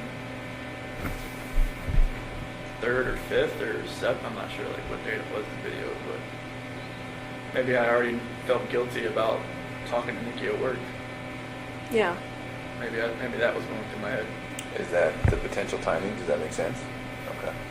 I don't remember the video, what date the video was, but I knew like I'd kind of met Nikki around like June 1st. I knew like she told me like afterwards. When you say met her, you mean like went on a date with her? No, I never went on a date with her until she was in North Carolina. Oh, okay. Just like flirting stuff. Yeah, I mean there was natural flirting back and forth, and I was just like, I knew that like with that video timing, I probably just looked like I was like felt guilty for even talking to the girl at work. Well, you probably did, right? Yeah. Did you guys fight before, you and Shanann? I know you talked about like not really raising your voice and stuff. Was there? Because I want to say, didn't a neighbor talk about them fighting and stuff? Yeah, but that was embellished and exaggerated, and he retracted that. Oh, he ended up doing that? Yeah, he retracted that. So. Did you guys ever fight? Did you ever? I mean, Was there any domestic violence in your house? Like, No, like we never. this is strange to us to Even have. from her to you, I mean, Yeah. she gets mad when she's pregnant and grabs a knife or No, like I mean, scratches you or smacks you around or nothing?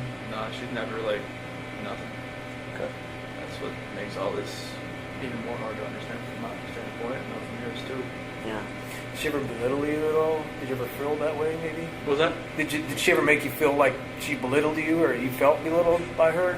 I mean, there's always points like in a marriage where like the dominant person like takes control of Sure. everything, but like I was just my whole life I just kind of went with the flow. Like I never like put myself in the center of attention. I didn't want to be. Yeah. And I just wanted to be in the back row. So I mean, if she did belittle me, I couldn't pick an exact point or time. So you never really felt that way, right? No, I mean, Yeah. I mean, I always knew I was like, the introvert, and she was the, Right. she took control of most situations. Like when people came over, like I knew what my role was. Yeah. Like I watch videos of like cooking, or she'd make like power balls, or or like protein balls or whatever. Yeah. You just don't seem like you want to be in those videos. No. Like I feel like you were being forced to be in those videos. And correct me if I'm wrong, but Yeah, that's what it seemed like to me. I hated being in videos. I mean, I did it because for her, because Right. it was for her business and Sure. stuff. But like it was, I hated just being out Yeah. for everybody to see. That's why like the whole like the gender reveal thing, I was just like, I didn't want it to be like some live Facebook video. I'm just like, no. Yeah. But like I never wanted to be out there. Yeah. I know I'm like, Well, even when she was, because we talk about this a lot, Tammy and I and Dave, even when it was, I think it was Florida on some Lavelle or Thrive thing, and she's like, here we are, and it's all expenses paid, and I was like, I remember looking at you and Republic. thinking, like, he is not into this video right now. No, you don't look into any of the videos, I'll be honest with you. I wouldn't be either. Yeah. That's not me. Yeah, I get it. I mean, I remember you talking about, like, she would even post stuff for you. Like, Oh, yeah. because you're technically a salesman, too, of Yeah, I was- Lavelle, of yeah, Thrive. that's- 'cause, like she put me underneath her, and that like anything, like any of my friends or stuff, like anything I do would help her. Right. So it was just, I would send her pictures. Like I should take a picture with your patch. I'm like, okay, send it to her, and then she'd make a post about it. And she was like, oh, you need to take more control over like your business and stuff. I'm just like, I don't know what to talk about. Right. Like if I went up to talk to somebody at the mall or at the pool or somebody about this, I'd just stumble all over my words and just like they'd be like, okay, bye. But no, Yeah. yeah, I'm not a salesman. I mean, she could sell everything you're wearing back to you, Right. and you wouldn't even know it. Like, wait, I just paid $40 Right. for this shirt. I paid $20 for it. Yeah, it's those videos were not me. I did it just to support her. Like she would always say, "Oh, Could you tell her no? Could you say, I don't want to be in that video? Or was that an option? Probably not an option. I mean, it's like, she would have been like, oh, why is this to, help our family? This is for, to help this and that, so I couldn't have told her no. I mean, it would have made her mad. I would have been like, no. I wouldn't want to start that just because it's for the business, it's for the family, I was just going to try to help out wherever we can. Right. Did that actually make money? Mm-hmm. So not only just more sales, but it actually put money in your guys' pocket? Mm-hmm. Okay. And she made probably in that last year, probably as much as I did. On commissions, basically? I mean, I know that's a simplified version of it, but... Yep. I mean, it's they don't take taxes out on it, so. Right. So that was like the good thing, and they paid for your car. Mm-hmm. So Did they give you an allowance or something to buy a car? yeah, well, Or lease it? if you're a certain level, like a 12K or above, they give you a car allowance once a month. I'm not sure how they made money, the owners doing that, but they did. Yeah. Unless there's just like an insane markup on the product, which I probably guess there is. Probably is, yeah. I'm not sure how much it costs for them to make it. Yeah. Did you feel like a different person wearing those patches? Especially like the Duo, the Burn. I mean, like the Apple Watches. Like if you look on it, like when it tells you you're exercising, it says I was exercising like all day because my heart rate was like up Oh. just from those patches. Was it full of caffeine or what? They just have something. They had something in them. I mean, I had the black label ones, the longer black ones. Those had caffeine in them, but it never had that effect. I mean, the Duo Burn ones, the ones that are more of like the fat loss type, it felt like I was working out all day, even though I wasn't. Oh, were you tired? I mean, I know at some points, even Nikki said that, like, I'd fall asleep on the couch, on her couch while I was talking to her, and then, like, pick back up like I never knew I fell asleep, which I don't know if it was, like, an insomnia thing or what, but, like, I wasn't sleeping much. You had a lot going on then. Yeah, but those are the only patches I really felt like a real big difference on, just because it felt like I was working out all day. Mm-hmm. You don't feel like they changed your personality or anything like that, though? Or do you? I don't really know. I know I just felt different on those than any other patch. I felt like I could just go longer and longer each day. Mm-hmm. And I'm not sure like if that was probably a bad thing, because I don't think I was probably sleeping more than 3 hours a night. So would you when Shanann was gone, would you stay with Nikki and then go home for to get ready for work? Yeah, I just wake up at like 4:30, go home and get ready for work and leave. And I just work out when I got back home. Mm-hmm. What were the conversations with Nikki as far as at some point you guys were talking about her helping you find an apartment? So what did you guys talk about as far as your future together? That didn't really happen until like I got back from the beach. So I told her like I lied to her like, hey, like I had talked to Shanann about getting the separation. And that talk hadn't happened yet. No, I mean it kind of like she knew something was going on at the beach. I mean we weren't sleeping in the same room, and then she even mentioned the fact like, hey, Colorado's 50-50 state or something like that, and I was like, okay, well, I guess you looked it up. But that actual talk hadn't actually happened. I was just like, I thought it was going to happen. Yeah. And so in conversations with Nikki, and I get it. I mean, you're telling her like the progress toward the divorce is a little bit more than it was. Mm-hmm. And then so what were you guys planning? So it was more of like she was going to help me find an apartment that was affordable. That's kind of just around like Brighton, or maybe just close to work, like for Lupton or something around there. That's kind of like where my area was. Mm-hmm. Did you talk about moving in with her? She didn't want that. She didn't want that. Would you have done that if she would have been cool with that? I'd been a little too soon, I would have thought. There was just, we'd only been really seeing each other like almost like a month, or maybe just talking about 2 months. That would have been really. She called her house, like her apartment, like her, I don't know, like her, kind of like a shield, or kind of like her. She had another word for it, but Like her safe place? yeah, like a safe place or something like that. And she didn't like, people like to invade it, but that's why she always let me come over, because she said she felt like it was fine, like her dog liked me and everything. Like she would say, hey, you just ship people along here type thing. I'm like, oh, okay. So you and Shanann, did you talk about selling the house? Or what point did you?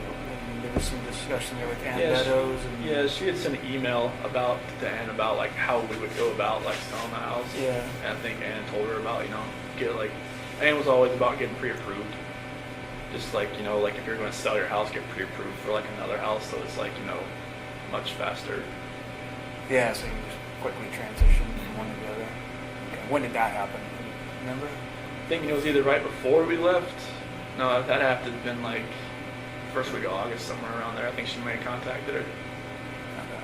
So the plan was maybe to buy a house. I think you told me in Brighton, you were thinking about buying a house in Brighton. Yeah, just like she liked that Adams 12 school system or something. Yeah. So Okay. I think that's what Brighton is. Adams County. So. Yeah. What were you thinking about when you called the school that day, on Monday? I was freaking out. I didn't know, like I was thinking in my head, like what I just did, what I just done, and I didn't know, like it was stupid to do anything. To call the school, to call Ann, to call anybody. They were right to be, suspicious about anything. Because I knew I probably sounded eccentric on the phone and out of sorts, and just I don't even know what they were thinking. They heard me. I think they thought it was weird, but I don't know how you would not sound weird, like you said. So are you 100% sure the girls were still around and alive when you drove out? Okay. So that's completely accurate. There's nothing else about that. They got in the truck. Okay. where did the blanket go? It's probably in the trash can or something, I think. In the trash? It wasn't it was still in my truck. Okay. We thought we saw some GPS where you had stopped by near construction roll-off dumpster. Is that true, or? I think that's I dumped my clothes in there. So that would have been on the way back to the house Yeah. in my neighborhood. Yeah. When Officer Kunab was there? Okay. Was it one of those red construction dumpsters? More than likely. Okay. Did you pack new clothes? How did that work? I already have some in there because, like, in case we have like a spill or something. Oh. If you ever get crude oil on you, you don't. Yeah, I have like 2 pairs of boots, all kinds of different stuff in there, just because like this one time I had to clean up the spill and I had defrost on, and I had like a headache for like 2 weeks because like the crude oil that comes, so I always have something in there. So where did you keep them after you took them off? Like, did you just change out there into your new other clothes? So like I dumped my clothes in that dumpster. But that wasn't that on the way back? When you were coming? Like, you'd already worked the whole day, Yeah. right? I'd work like till like 11 or so. 11. Yeah. So that was back when Nicole Atkinson. Yeah, when she was Yeah, when at she my called. house hitting the doorbell, that's when I Right. knew someone was at the house. Right. Did you think right then, like, oh fuck, like here we go? Or what were you thinking then? I didn't even know why she was there. I was like, I didn't know, like, maybe she had an appointment or something with Shanann. I didn't know. What did you think, like, that day, like, what you were gonna say? Like, what was your plan? Were you just gonna go home and be like, report to the police that your family's gone, or? I had, like, I had no idea what was going to happen. Like, after everything, I mean, I don't even know how I was even acting even normal to people that I was around.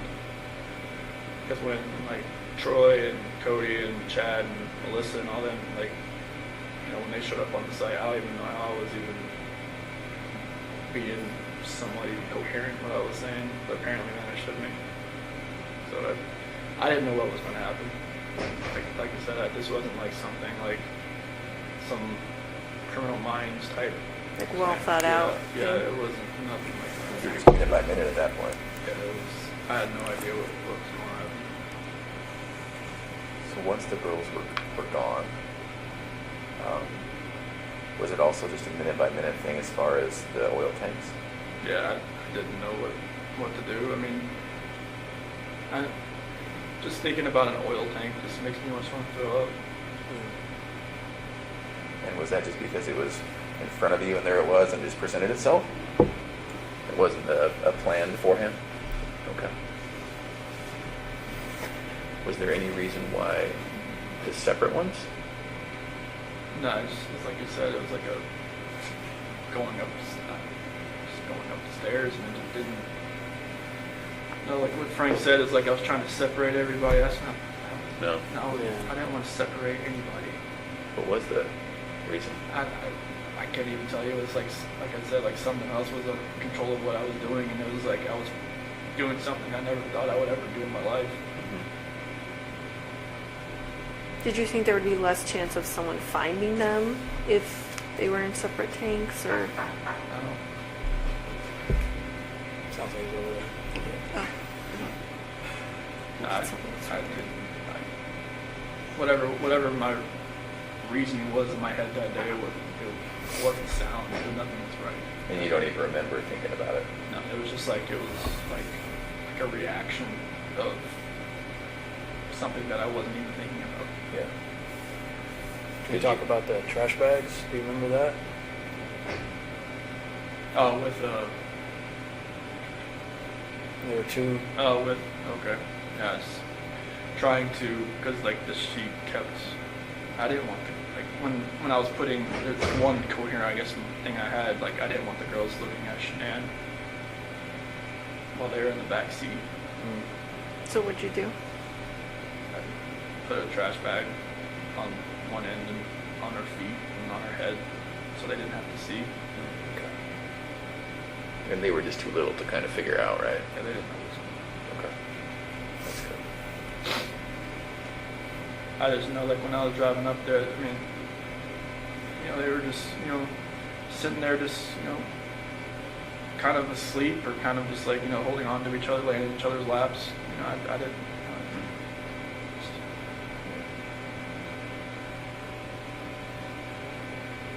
Do you remember having any thoughts or thinking about why not just putting them all together with Shanann? honestly, it was just happening so fast. I had no time to really have a thought that was my own. Okay. But I wasn't like dutifully trying to separate anybody Yeah. passing away, trying to keep anybody separate.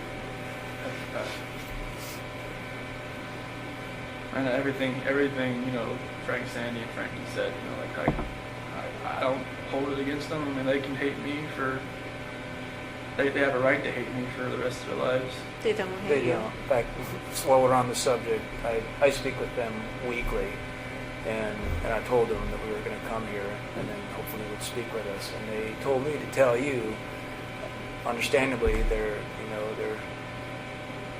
devastated. But they actually said that they love you. They still love you. And Sandy explained it. You know, he's our son-in-law for 8 years. I can't just turn that off. So they don't hate you. They don't. That's amazing to hear that. Yeah. Well, and I can tell you, Sandy was the one that was most resistant to penalties in this case. And she said that. She told me that from the very beginning. That she didn't want that. It's God's decision. It's not her decision. And then she told me that even then. So it's not just a one-time thing that she has said it to me. It's been over the whole course of the event. So that's probably one of the most honest things someone's ever told me. You know, so it's pretty amazing. You know, faith is. You know, she's obviously a believer. So am I. I get it. So I understand it. That's amazing to even hear that. Yeah. Good people. I would have figured they would have hated me for.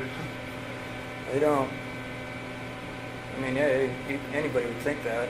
I certainly would have, but I have to admit I was surprised, really taken back by that, but they certainly don't. What did they say when they knew you were coming out here? They said they want to know, details, because they need closure. And that's really all they want, and they want to keep it private. And I said, well, absolutely. We'll talk to them about what you told us, and just so they can put it past them, because they're having a hard time dealing with it and trying to get past it all. And I think that may help, just to know. Closures, you know. I mean, my parents still think, you know, like I told them I pled guilty for a reason. Right. Right. And like I told it to them when they had that video phone thing in Colorado the day before. Like I pled guilty, like I plead guilty for a reason. Like I didn't just, I knew other people were watching, so I didn't just go in and like just say anything. Mm-hmm. Like they seemed to take it. Like okay. What And made you do that, Chris? What made you plead guilty? I didn't want anybody else to. I didn't want them to go through this for 2 or 4 years. I didn't want my attorneys to lie for me for 2 to 4 years. Like they would have done anything I told them to do. Sure. That's what they're. I don't see how they can do that. And like that's what attorneys do. Like they take their defendant and they say, like, what happened? Okay, we'll go with that story. Like I told them everything I just told you guys, and it's just like. They got together like, well, if they ever offered a plea deal, would you ever want to like just plead guilty to them? Like, yeah, I mean, if we can end this, end it. Like I was like in September, I told them that. Really? Yeah, they like, but it was way too early, and the prosecution was still doing their investigation, still grabbing evidence and all kinds of stuff, and that wasn't even really on the table. So I think it was like around Halloween. Mm-hmm. I think that's when the prosecution went to Frank and Sandy and Frankie's house, and it's talking like, if we can end this, would you be open to that? And that's when like the whole death penalty and everything, all that conversation happened. And I guess they were surprised that it would just be over. Yeah. And We were all in shock. I'm not gonna lie. yeah, that was like. It's like we were going 100 miles an hour, and then we just hit a brick wall. Like, that's what it felt like to all of us. So, I mean, obviously you had more time to Yeah, I contemplate it than yeah, us. I told John and Kate and Sophia and everybody, Amy, hey, if we can just stop this, and like, I know it's, everybody's telling me to fight this, there's no like, there's like, they're about saying there's like not enough evidence to such and this and that. And I'm just like, no, I'm just like, this needs to end. Like, I don't want people to have to, because for Frank and everybody to have to fly back to Colorado every single time and get reminded of this, like, I'm not sure, it's never going to go away, but to actually have to come and talk about it, have other people talk about it, have, you know, all three of you get on the witness stand and say, you know, what they saw, what they've seen, you know, what they heard on tapes and everything like that. It's just like, I don't want people to relive that over and over and over again for years. Like, if I could just end this for everybody, and then, like, if there's any closure at all, they could, you know, they could start then instead of like in 2022. Right. You know, like, you know, and everything just like, 'cause I know it'd only get worse for everybody. So did it have anything to do with you not having the death penalty? No, like, I mean, honestly, like, when I was sitting in that cell, I felt like I should have died. I mean, I was listening to everybody telling me, like, hey, if you do this and this, you can hang yourself in that cell, you could do this and that. They were like telling you stuff. Yeah, you could drown yourself in the toilet if you wanted to fill your toilet bowl up or something like that. It was, they've been there a bunch of times. And, like, you know, at one point I was listening to them. Mm-hmm. You know, I was just like, you know, I just felt like maybe there's a different purpose for me somewhere. You know, maybe it's here. I don't know. Like, I prayed to God every day that He would move me away from Colorado, like, move me away from, like, the DOC there, because I just knew, like, they were saying there was a hit on me. They said if I was going to a DOC in Colorado, like, I'd last a week and I'd be dead. Because of, like, the gangs and all that kind of stuff. So, like, I just felt like God moved me here for a reason, and I'll, you know, hopefully I can help people that way. But, like, I didn't want my family, I didn't want Shanann's family, all of our friends, like, you know, having to go through that, because after a while I knew it was like, this stuff was everywhere. And I knew, like, all her Thrive friends, everybody, that was just like, it would just broke, just that hole in their heart just a little bit bigger every time. I didn't want that. I knew it would have gotten worse. I didn't want it to get any worse than it already was. Did you ever think about, well, you know, it could be very believable, what I told him, it could be very believable that Shanann did, you know, end the girls.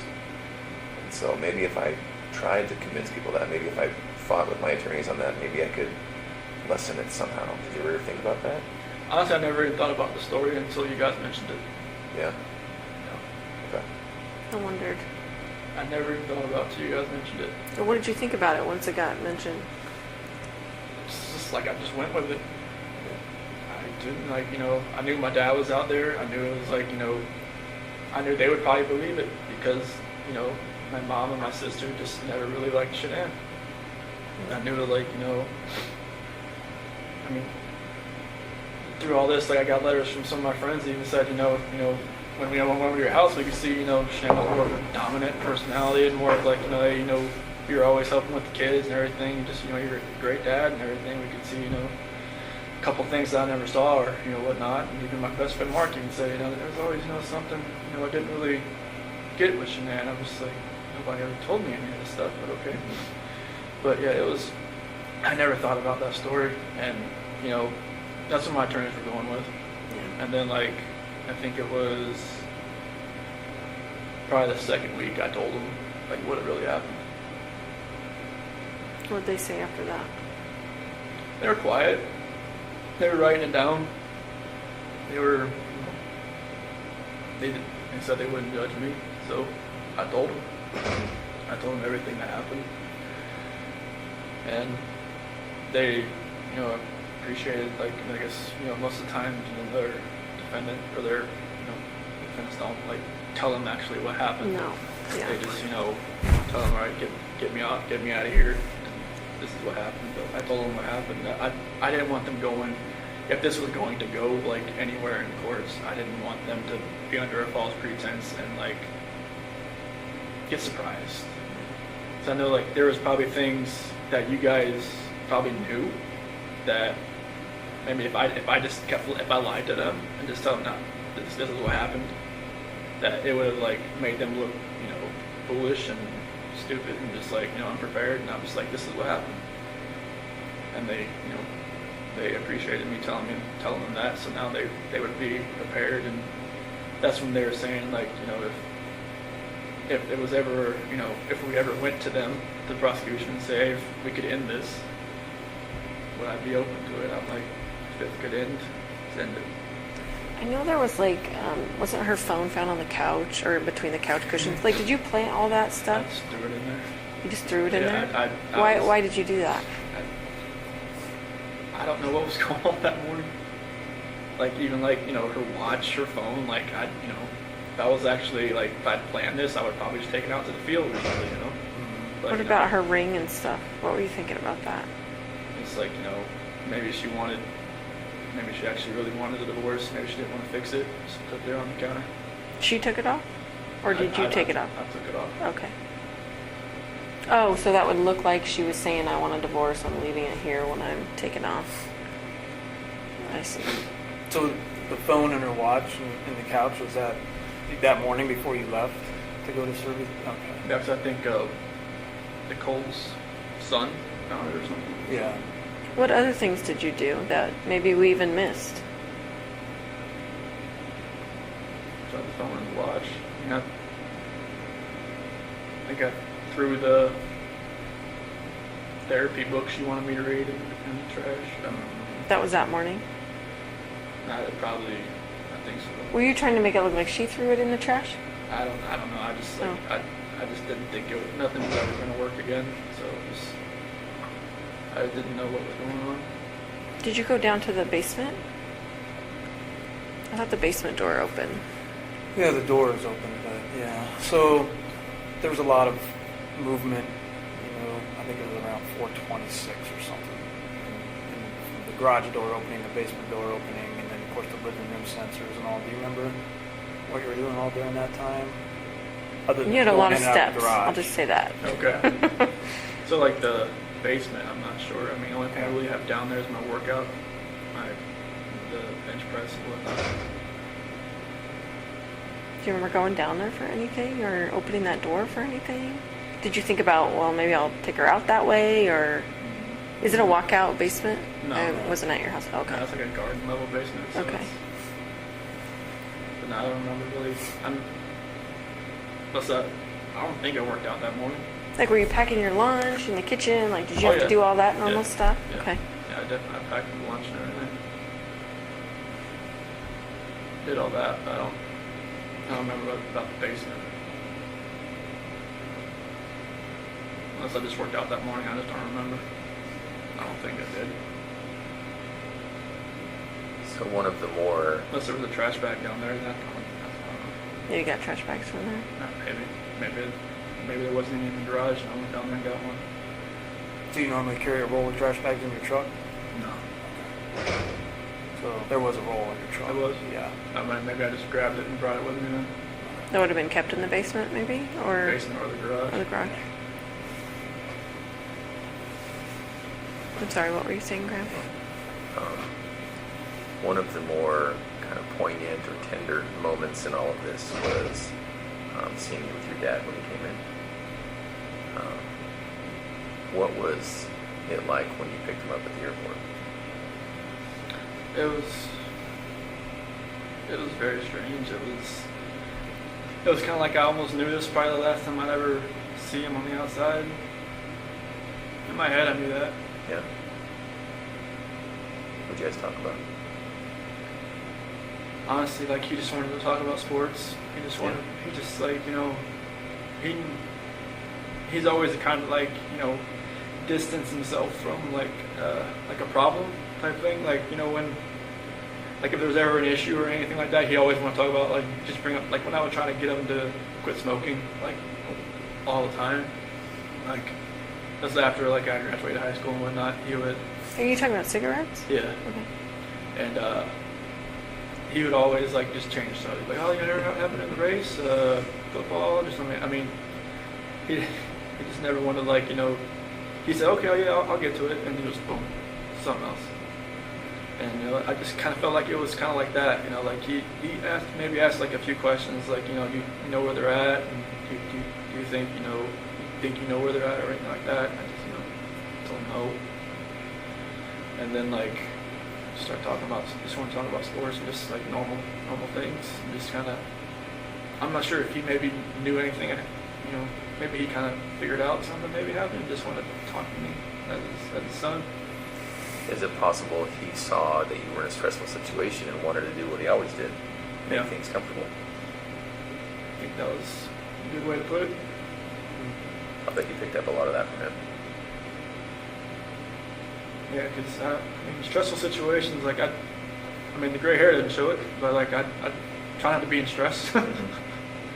But it's like I worked on cars. There was a lot of stress because it's always it's on commission.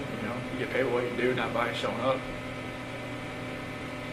So with Anadarko was a little less stressful because I got paid just to be there.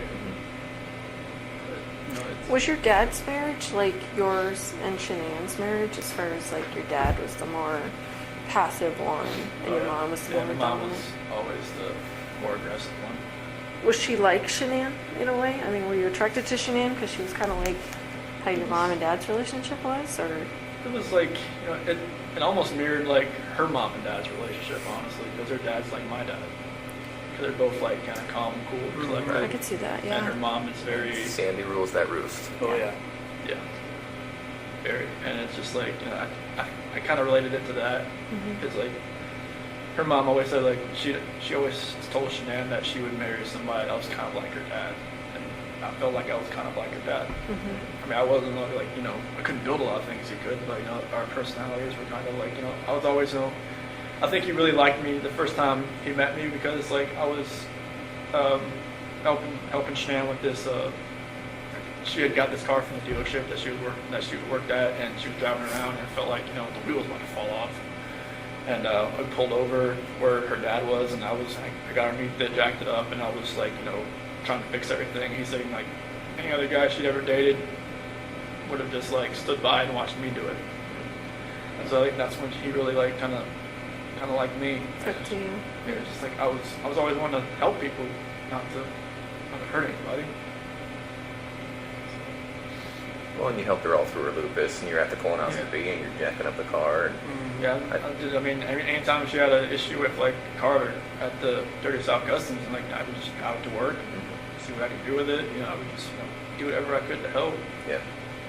Well, and I think one of the reasons Frank and Sandy work so well is because Frank let Sandy be Sandy. Yeah. And they probably both saw in you that you let Shanann be Shanann. Yeah, I just like I didn't try to change her. Right. Like I just let her be who she is. Yeah. She's like she's gung ho. She's she knows what she wants. She's gonna go get it. Yeah. And I didn't say, hey, you can't do that. And that's what her first husband did. Yeah. He controlled everything. He tried to be Sandy, and it didn't work. And she turned into almost like me. She was like, she just kind of like laid back and just kind of like let him do what he was doing. And then I think she learned after that she could just be herself. And then with me, she could definitely be herself. Yeah. So that's how it worked. So do you think your dad had any inkling? Because I'm trying to remember the timing. He showed up when you were still walking around. You weren't in any trouble yet when Ronnie came in. Yeah, I had met with you the night before, for like 3 or 4 hours. And then I was at Nick and Amanda's house. Okay. And I was there, and that's when I went to go pick him up. Okay. And you picked him up. It was early that morning, right? He was like 10:30, I think, when his flight came in. Okay. And then so from there, you guys probably drove home and then to the police station. Yep. And the talks there were no type of confession from you. Okay. No, it was like he was just gonna wait. Okay. I told him like, if you're hungry, there's like that barbecue joint down the street, Yeah. and like, it's good. And just, he told me he never left. He didn't. I wasn't lying. Yeah. He was faithful. He was. I don't know how he lasted that long without food. We ended up giving him food. Yeah. Oh, okay. He was great. And the reason I ask is because when I look back and watch the video,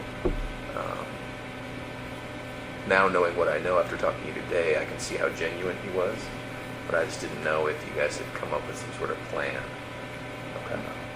No, we never talked about anything Okay. like that. If I had told him anything, he would have probably just told me, just tell them right away. I think you're right.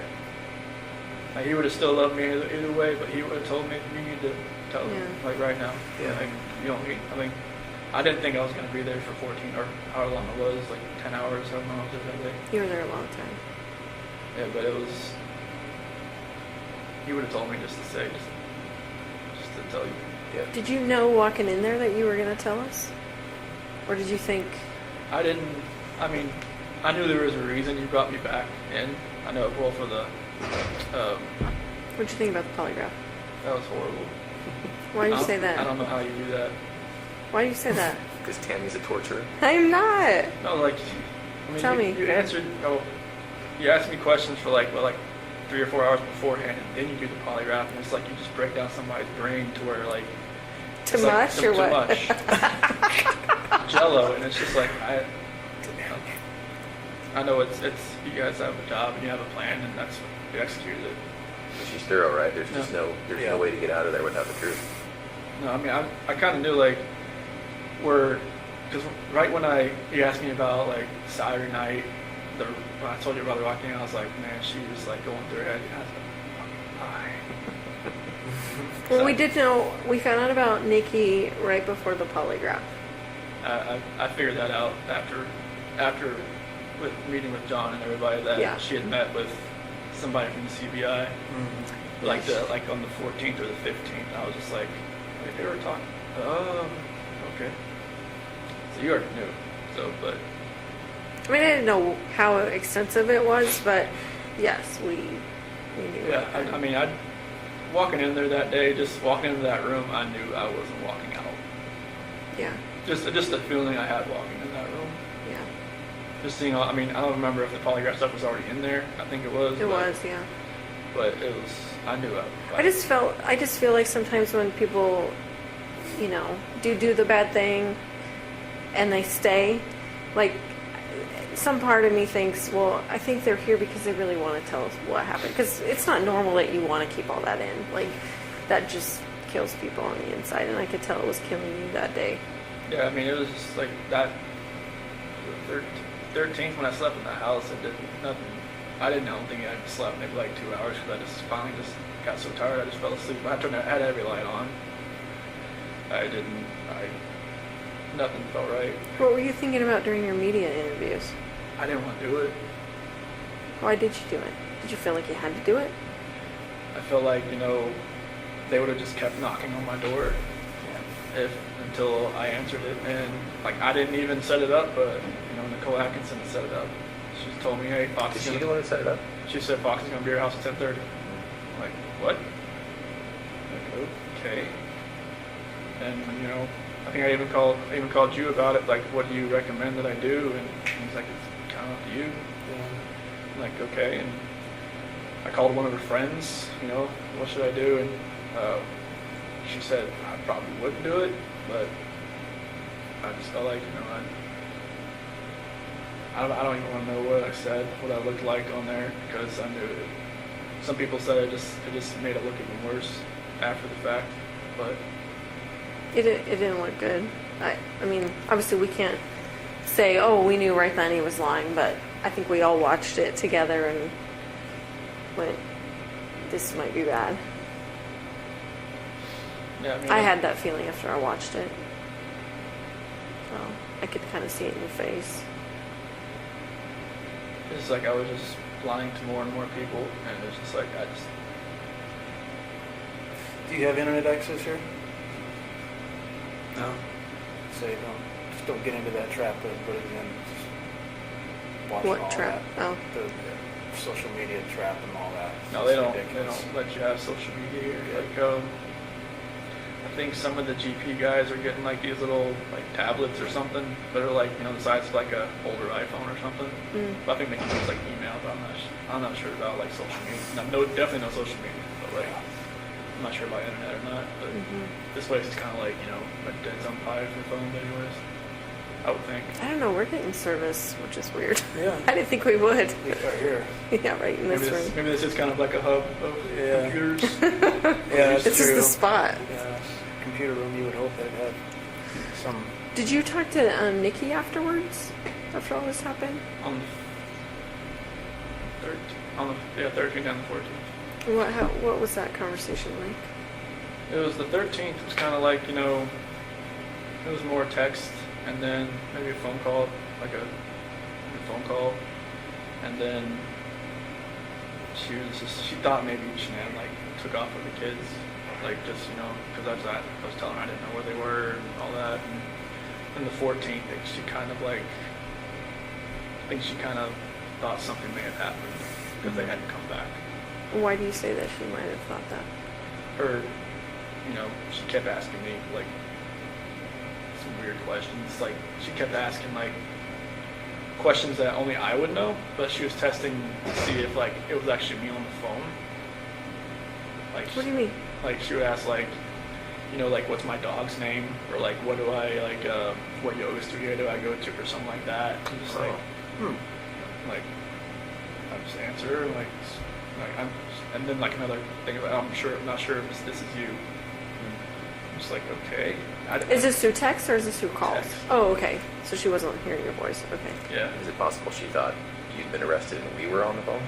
One, either Shanann had my phone or somebody else had my phone, or Alright. like maybe maybe she thought it was.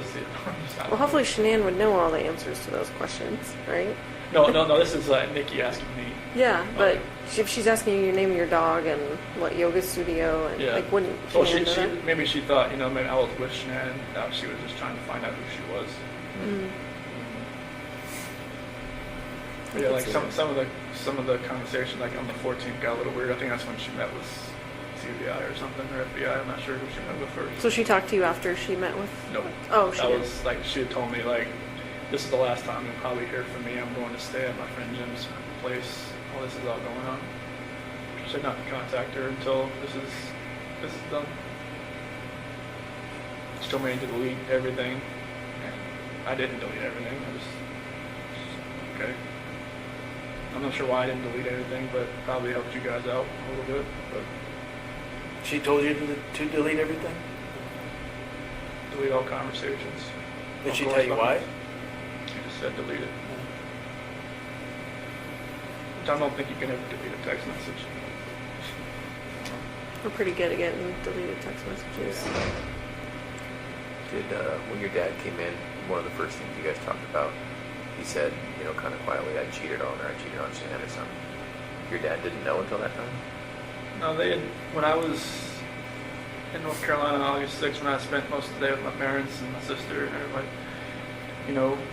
they had, I had told them like something like, this, I don't think this is going to work, like, with what happened with the nuts and everything, and they're not being able to see the kids, they're like, this is the first time they had talked to me, and pretty much. Oh, because you went 3 weeks or something, right? Yeah, because Shanann told me to call him while I was at the beach just to smooth everything out, because she was like, all right, whatever's going on in your head, you need to fix this.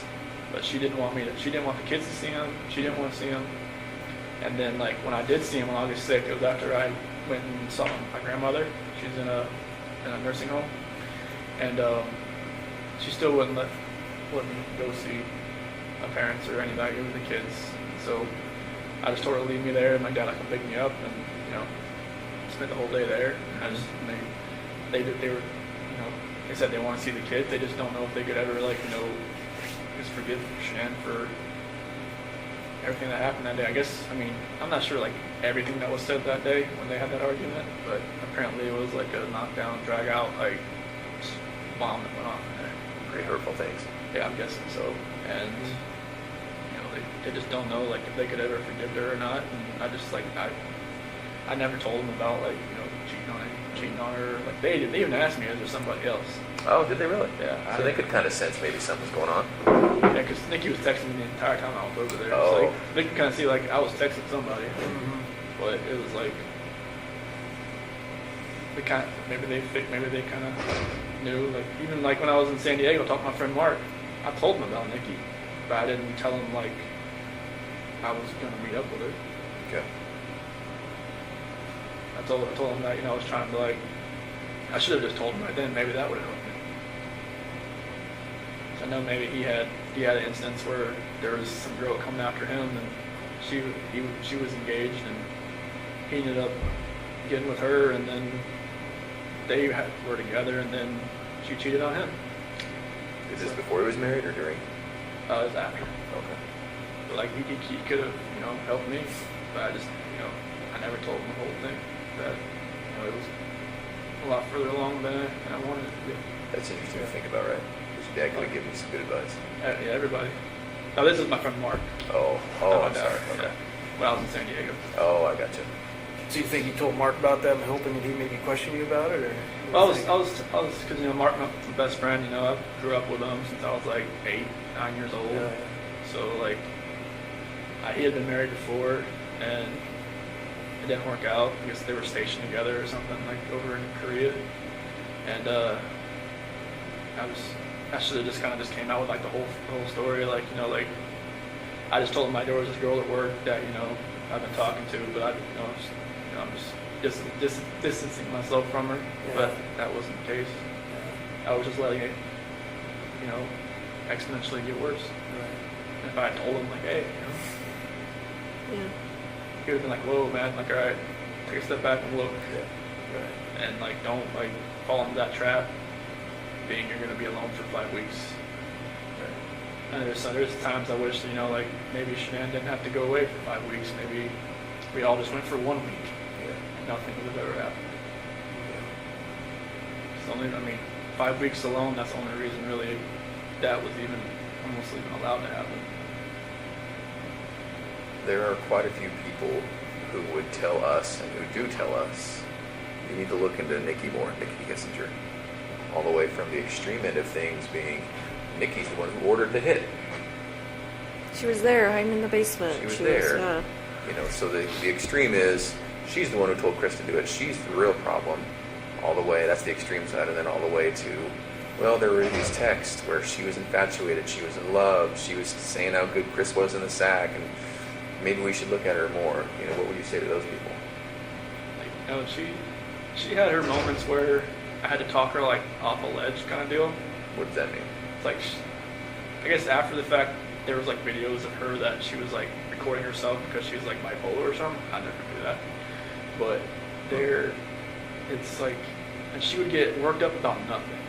She would just like, she came to my house once because I think it was like July 4th. I didn't have to work that day. So I didn't like get up at like, 4 o'clock and go home. And Shanann called me like 10 times in a row. And I didn't hear it because I was sleeping. And I was just like, and she was pissed. Shanann was pissed. And like I called her on outside, like, where are you at? Like, what? Like, I was like, I didn't have to work today. It's like, you called me at like, 5:30. It's like, well, kids want to talk to you at 7:30. I'm like I was sleeping. She was like, she just like, screw you. Like, like I don't know where you're at. And I went back inside, told me like, I gotta go. And she was just like, okay, are you coming back? I'm like, probably not. So wait a minute, you kind of lost me there. Were you at Nikki's place when Yeah. Shanann called you? Yeah. Okay, and so you were sleeping in her bed. Yeah, because I wasn't going to work that day because I got you. I didn't have to that day. It was Okay. the first holiday I ever had off. And, Shanann was pissed, and, kind of pissed Nikki off too that I left. But I think that's when I called Nikki later, and she was like, she kind of realized that, she'd always be like, the second, she said second fiddle. Sure. And because that's how I probably would come back that day. Just, I don't want to be anywhere else when Shanann calls. She was already pissed. So it was stuff like that where she would she would go. She said she would go on like websites and look at like, will a relationship work with somebody? Like, will a mistress work? Will a mistress turn into a relationship?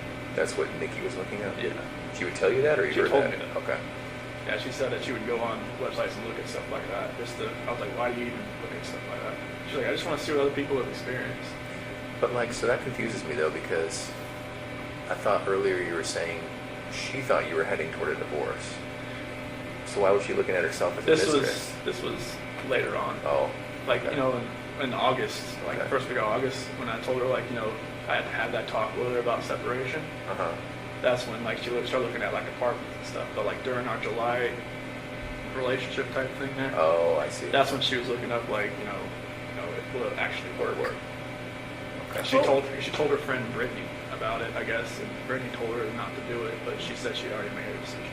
Okay. And so, are those people absolutely wrong about Nikki? She wasn't asking you to get rid of your family? No. Are you sure? Yeah. Okay. And no part of any of this was because she put it in your head or asked you to, or? No, she never, I mean, this whole relationship contributed to it. Sure. But she didn't want me to do I mean, it. was it ever like, I wish you didn't have kids, I want to have, you know, kids of my own with you, like? She never knew if she wanted to have kids, but she said that, you know, at one point she said, I'd like to give you a son. Did she know that Shanann was pregnant with a boy? No. Did she know Shanann was pregnant? No. And why is that? You just didn't tell her? I didn't tell her. Like, because we had met. But Shanann put that on Facebook. That's Like, how did why- she not see I that? don't know. Maybe she didn't. She just was waiting for me to tell her, or she put it out of her head. Can I ask you a question? A lot of people think you named Nico after Nikki. So what was that about? Nico was actually a name that Shanann liked. Okay. Shanann thought of that one? Yeah, I wanted to spell it like N-E-K-O. I thought it was like Nico that way. Mm-hmm. But she said N-I-C-O. And I thought it was like, is that like Nico or something? Okay. I guess Nico is more of like an Italian name. Italian, yeah. So, and like she did leave for, you know, my middle name and my dad's and all that. But like Nico is like, that's a name that she always liked. Okay. Did she name all the kids? Did she name Bella and Celeste? Yeah, Bella, because Italian means beautiful. Marie, mom's middle name. Celeste is her grandmother's name. Catherine's Shannon's middle name. Did you have any input in their names? I just told them I liked them. I was like, if we had a third child, you know, I was gonna, maybe we could have like Lee in the middle name, but you know, I knew like the girls' names. It was, you know, I love those names, so I was like, that's cool. Mm-hmm. Especially like with the, you know, you have little nicknames for them, you know, like Belle and Belladine and Cece, obviously. So it's good, but yeah, Nico was, yeah, it was. Okay. Can we go back to the house on the 13th? So, at one point, right when you got back there, and Coonrod was there, Officer Coonrod and Nicole was there, and then you went in the house in there for about a minute or so before you let everybody in. Remember what you were doing in there at that time? So I went into the garage, Right. and then I ran around and I opened the front door. Yeah. Opened the front door did everybody come in through the garage or the front door? Everybody comes through the front door. Yeah, so I came in, I went in through there, I came in, opened the front door, and I ran upstairs. And I just was like I was looking around. Okay. That's after everybody? Did you go around the house at all before you opened the front door? No. I didn't run around the house. I stayed down on the bottom, Okay. the bottom floor, and then Yeah. went and opened the door. Yeah. Okay. Just curious. And I ran upstairs and everybody else, and that's when Nicole's son Mhm. found the phone, and I was acting like I was walking through the house. Yeah. Shanann had her bra on. Was that normal that she would sleep in her bra? Every once in a while. I mean, she just got home from the plane, so she didn't even take off her makeup or anything. Maybe she was just that tired. But normally, I don't really know. Did it not come off when you guys had sex? I No? don't think so. Sometimes she just, you know, she keeps her shirt on and she doesn't want me to do anything. Just like, she wants what she wants. She knew what she wanted. That's what she wanted. Was it just missionary sex? Yep. And when her final resting place, was that just naturally what she was wearing? You didn't change her or anything like that? Okay.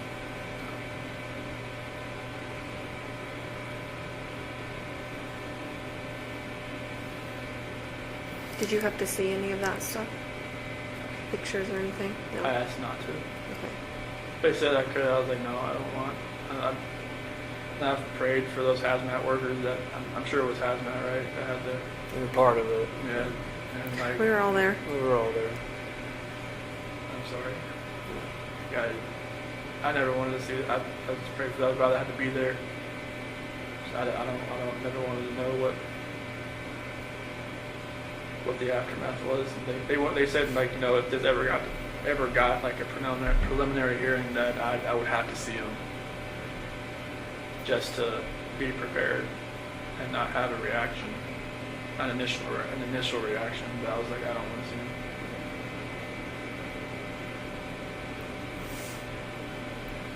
Do you feel like your lawyers were fair to you?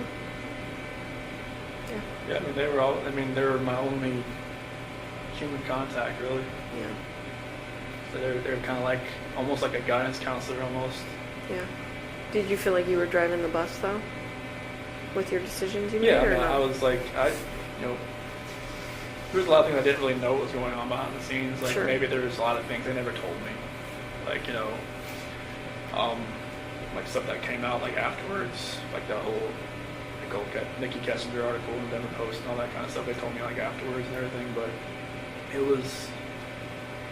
I always felt like anything I was telling them, they were gonna do. Like the whole taking the plea deal and everything. I told them that's what I wanted to do, and they asked me like, it seems like 100 times, are you sure you want to do this? Are you sure? Like once you sign this, like. I guess up until sentencing, I had the time to back out, but like they always, even before we walked in the courtroom, they're like, "Are you sure?" So yeah, this is it. Like, okay, they never told me this is what you have to do. Mm-hmm. So, they always just said, "This is your decision." Like if you want to take this farther, and John said he was right. He had all kinds of motions written and all kinds of stuff that were like really creative, and because he'd never been in something like this before, and he was ready to fight. And I was just like, I didn't want you to have to do that. Not for me. Not for something that the story isn't true. Because it would just only gotten worse Right. for everybody, for all three of you, for everybody that was involved in it. Are you still glad you did? Yeah, I mean, I never thought I'd be in prison the rest of my life, but like I don't want people to have to keep going through this every day of their lives, knowing that there's a trial hanging over their head, or I mean, if it ever got that far, I don't know. Yeah. But like, I didn't want people to have to relive it every day. Yeah. Did they have to ever see the pictures? Say that again? Did they have to ever see the pictures? Frank and Sandy and all that? No, they never saw it. They saw some things. They didn't see anything of that. Okay. Yeah, we shielded that from them. That's one. Like, I just didn't want them to have to see anything or hear anybody talk about anything or any part of it. Or like anybody bashed their daughter. Like anybody to ruin to hear what some of my friends had a negative impact on her from her, or like had a description of her that didn't match, something like that. I didn't want them to hear that either. Like, I didn't want them anybody have to trash her memory. Like I wanted them to know she's loving life, she's beautiful, she always helped everybody else, all her friends, her Lucas friends, everybody. I just wanted I didn't want anybody to take away from what she did. We tried to get you to say that night. I know. But do you remember that? I remember. I was just like. I know you obviously weren't ready to say that then. I know. It's like like after my dad left, we both came in like, all right, we got most of the story. Let's get to the true story. I'm just like, I just wanted to bang my head against the table. But in the end, I think you did the right thing. And even though it's hard to hear, there's a lot of people who thank you for what you did. I think your whole life has been thinking of others, except for one brief moment. I think you really did think of others when you made that choice. So I personally thank you, right? Because it would have been hard for the three of us to go through about this hard, and for everyone else about that hard, right? Yeah, it was anybody that was family or friends. Right. It would have been, just exponentially harder for everybody. Yeah. I think you did the right thing. So you haven't told your parents what happened? You just told them I'm pleading guilty for a reason? Yeah, I've told them on the phone, even because they're still. I don't know. You should fight it. You should get. They've got letters from Australia, from England. I mean, of the 35C in Colorado and stuff, improper counsel or something like that. Ineffective counsel. Ineffective counsel, and I mean, some of the stuff they've they said about, the dry patch, how it's not like FDA approved, how it can alter somebody's mind, like,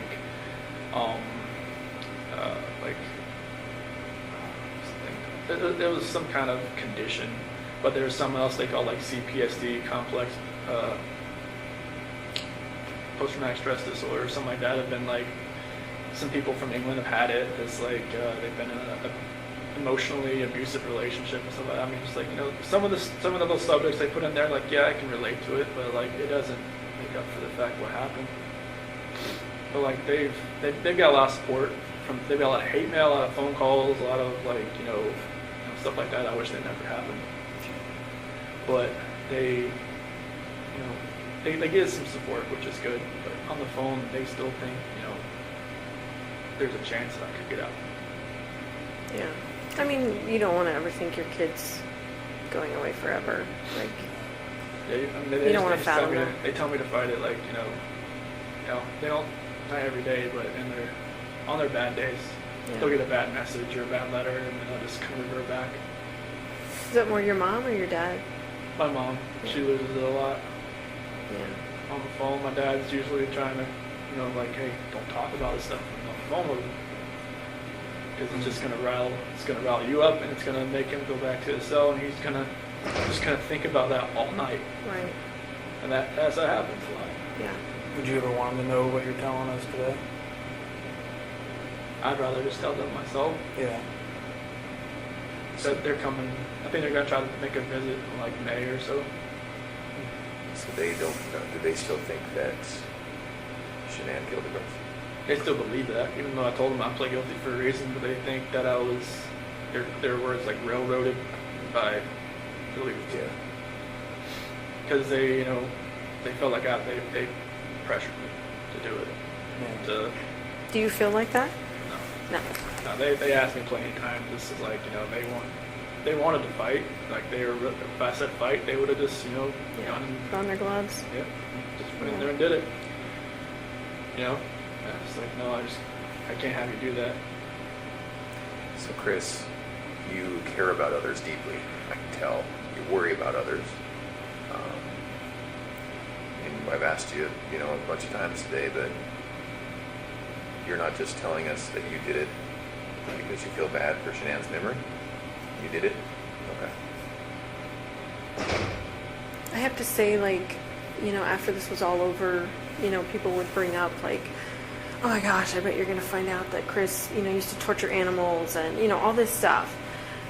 You can imagine, like, hearing that someone's capable of that, what have they done in their past, those kinds of things. Can you think back to your past at all, like your childhood, and think about any other moments that maybe you felt this same rage? I mean, obviously you didn't do anything like that, but maybe felt that rage, and like what would have triggered that, or anything like that?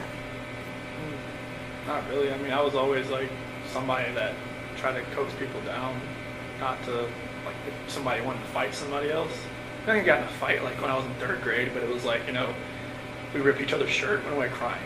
Mm-hmm. It was like stupid. Mm-hmm. I was just like, why did I do that? And like maybe that was like my only like bad thing I did in school. So I can't think of Did you feel it on the inside, whether you didn't act it out? Like, did you feel like if someone bullied you at school, or if someone whatever, like, would it still be inside you? Like, did you feel like that even though you didn't actually act on it? I don't believe, because I was always, I never really talked to many people. So people knew who I was, but they didn't really, I never really spoke to many people. That's why I never had a girlfriend in high school. I was always kind of like, just fly under the radar. Did you feel like you had low self-esteem? I won't say low self-esteem. It was just like, I didn't want to be part of like a group or a clique. I just like, I had a couple friends, and I sat at the lunch table with them, or sat out, they call it like a fish pond area, and just chilled out there. I didn't really want a whole lot of friends, just kind of like just close knit, and I just wasn't out there. I mean, like I said, people knew who I was, but it wasn't a matter of like I was popular or anything. Mm-hmm. Can you attribute that to anything in your childhood? Why you were like my that? sister was always the popular one. Uh-huh. She was more like my mom, like more like outgoing, and like me and my grandma would always sit outside in middle school waiting for her to come out and pick her up, and she'd always be the last one out. She'd talk to everybody in the hallway. And my grandmother always like, where's she at? Does she know we're waiting?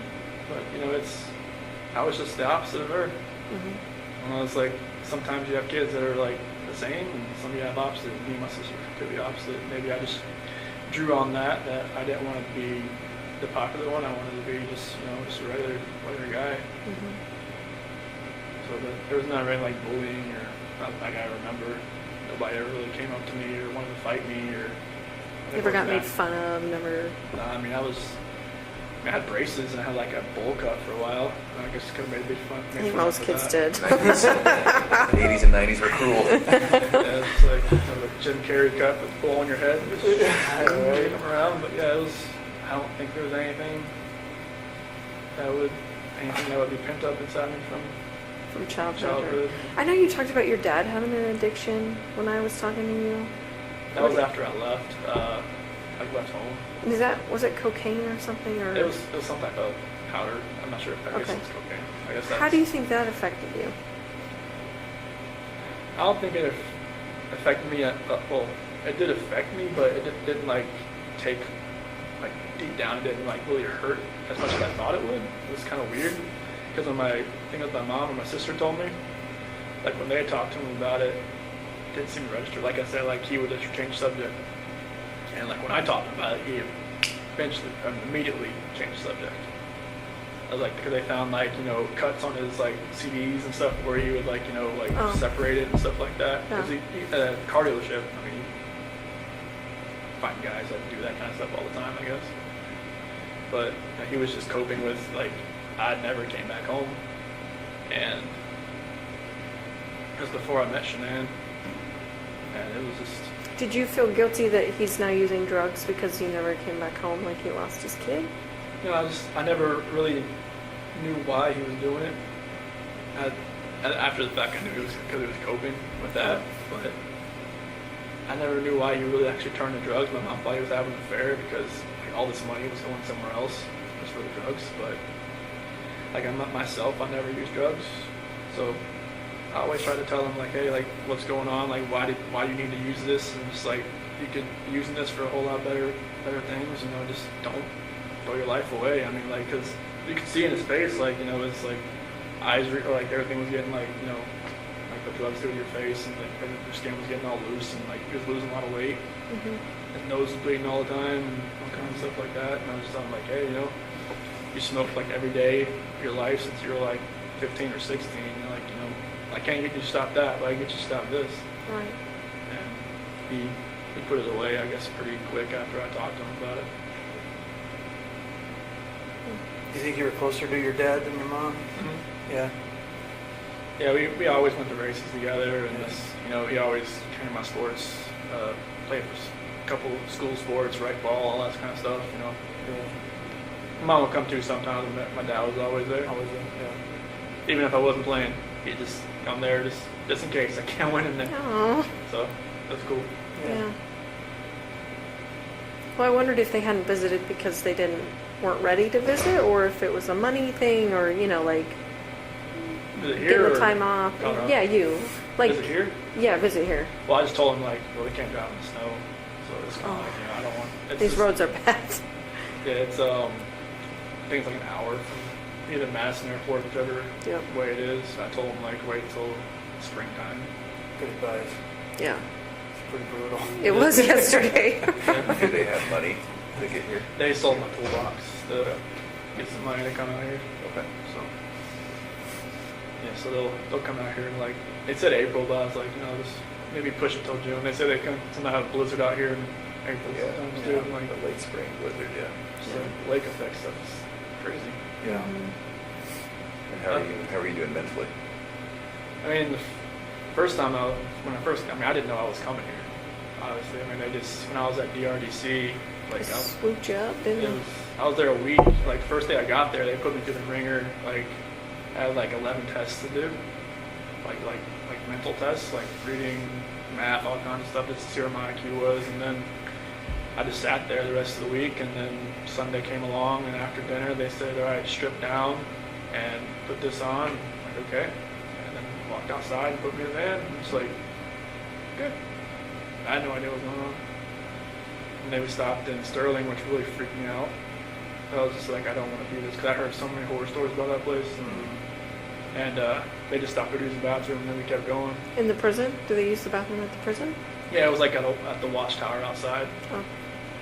And we went to Nebraska, sheriff's office there, and then another sheriff's office in Iowa. Used the bathroom, ate breakfast, and then got here. I asked him, I only talked to him once. I'm like, can you tell me, like, where we're going? Like, just to destination state? He's like, I don't know. So it was like one of those, like, transport vans, like, where it was, like, had just the middle where I was sitting there, and I could see out the window, and I could see, like, they would put in an address each time. Like, they had, like, 4 sets of addresses to each one they had to go to. They just would never tell me where we were going to end up. What did they say your IQ was? And I was like 140, 135 or something like that. Is that high? I don't even know what. That's good. That's above average. Yeah. Yeah, it was tipping back to high school for real. I'm like, Trained in parts of the city on all that stuff. yeah, there was a lot of word problems, a lot of like geometry, a lot of like patterns. Like if this was moved this way, and then there was like a series of them. Like, all right, what's this one going to be? Just a lot of stuff like that. But like the further you got along, the harder it got. And I was just like, it's like great. And it was like they give you this little take that pen and take the little tube out in the middle, and that's where you're using to fill in these little Scantron sheets and everything. I felt like I was in high school again. Do you know how long you're going to be here? Neither do I, by the way. And do you know, are you going to get a job? If since I'm staying here, well, since I've gotten staffed here, they have to work. Oh, so what's your job now? I don't have one yet. Okay. They haven't moved me out of the acceptance and evaluation, assessment and evaluation Are you process. still in that phase? Okay. And how long will that take? Well, right now, like since I've been staffed here, I'm just waiting for them to move me over to a different unit. And are you in Gen Pop right now? No, I'm in a unit. There's like 11 or 12 of us on there. There was like 22 when I first got there, but they've been transferred to the other prisons around Wisconsin. And what are the other guys like? They're fine. Like the first time, like I sat out and ate like a breakfast or lunch with them, I was scared. You're nervous, scared? Yeah, I was just like, this hasn't happened. Like since this never happened. Yeah. Like I said, they locked the hallways down when I got moved to Colorado. Yeah, well, I've heard that. Yeah. So it was like being next, right like this, eating next to somebody. I was just like, is he gonna like take a sport and try to stab me or something or what? But it's totally different here. I mean, people know who I am, but like they don't like run at me or jump at me or like. Apparently they the guys that work here, they know that I guess other maxes are like you lock down like 23, 22 hours a day. Oh, so then this isn't all right place to be? For like By other comparison? max guys. Good. Yeah. They said it's the best max but the worst medium.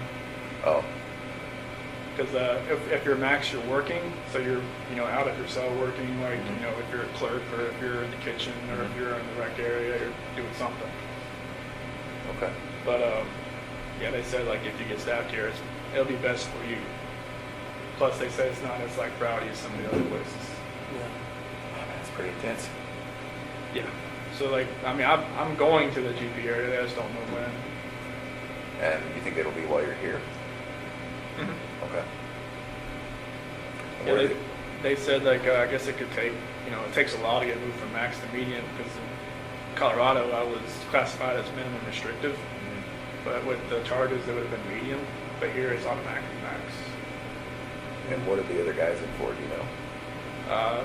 They said most guys in here are for like gang snitches and sex offenders and mainly people that have 20 years or more.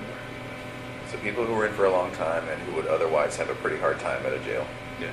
for whatever they did, Yeah. whether it be snitching or Yeah, like children or... yeah, there's some people from other states here as well, and I guess there's a couple cops here too. Okay. Just things have happened, and they just don't think it'd be better. It'd be a lot better if they're here and not in another prison. Yeah. Okay. So what kind of jobs are available? I mean, Well, it's like they'll probably have me in the kitchen more than like that's where everybody starts out, like either washing dishes or like putting food on the trays or helping pots and pans, something like that. Right. But they have like libraries. They have like I think this is the PSU area, the psych area. So they'll have like different guys doing clerk stuff around here.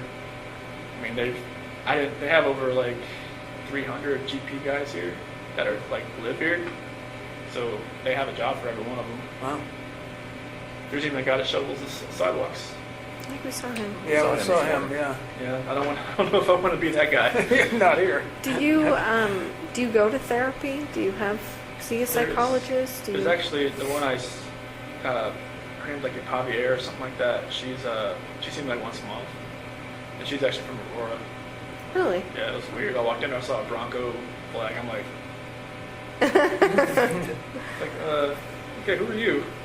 But yeah, it's. So does she give you therapy, or? No, she just like talks to me just to see if I need anything, or if like if I need psych meds, or if I need anything like that, which I've declined all that stuff. But most people in my unit have meds. That's just to have them, or do you think they need them? Well, it's like a special management unit. Like they just put me on there to keep me away from GP, and like most people either like just have like some type of medication they're on. But you don't take anything? No, they just keep me on there until the security advisor says you can get moved to GP down the hall. What kind of stuff, like food and stuff, do you miss the most from the outside? Food? Yeah. Well, I know from my last time in North Carolina, Bojangles, that was really good. I don't know if you guys ever go to North Carolina or no? Is that barbecue? It's chicken and biscuits. Mm. And that barbecue place down the street from the PD. Mm-hmm. Forget what. Smokehouse. Yeah. Georgia Boys. Yeah, that one. Yeah, the burn ends. I miss that. And just I miss Shanann's cooking. That's for sure. Like her spaghetti sauce and her fried pizza. Yeah.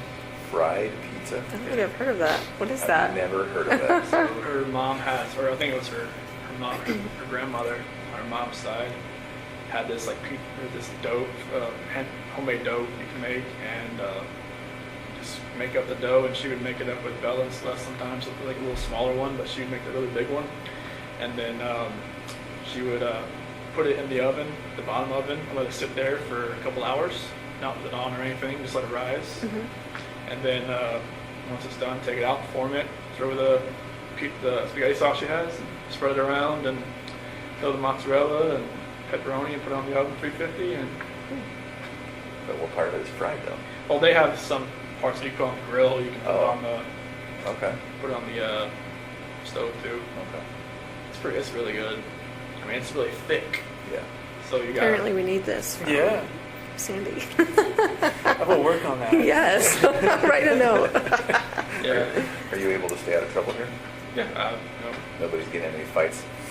You're not getting written up for anything? You're not getting... Okay. I try to keep a low profile here, so I don't want to. Because they say if you get like 2 contact reports, they'll ship you out if you work here. They don't want. To another location? Yeah. Oh, so then does that incentivize people keeping their nose down? Yeah. Okay. Yeah, because I guess a couple guys got busted for having a cell phone. Oh. I'm not sure how they got it in. No kidding. Yeah. Like that stuff just baffles my mind how that stuff gets to. I mean, they won't even let, like, if somebody sends me a letter and it has, like, like, someone sent me a Christmas card with glitter on it. They'll let me have it because it's glitter. Mm-hmm. Because it's, like, it's contraband. So, like, yeah, I don't know how people get cell phones and stuff in here. So what do you do with all these letters that are coming into you? Most of them, like, I just have, like, this, if somebody writes me once, I'll never write them. Just because I don't know, like, who they are, like, where they're from. I'll keep it. If it's like a weird letter, I'll straight up throw it away. If it's like a supportive letter, I'll keep it around, just like a supportive letter. And then like I've had some people like write me like a second and third time, but they've changed the way they talk, or like they've said different things. Like there's like this dude in like California that wrote me. He's a senior in high school, and wrote me.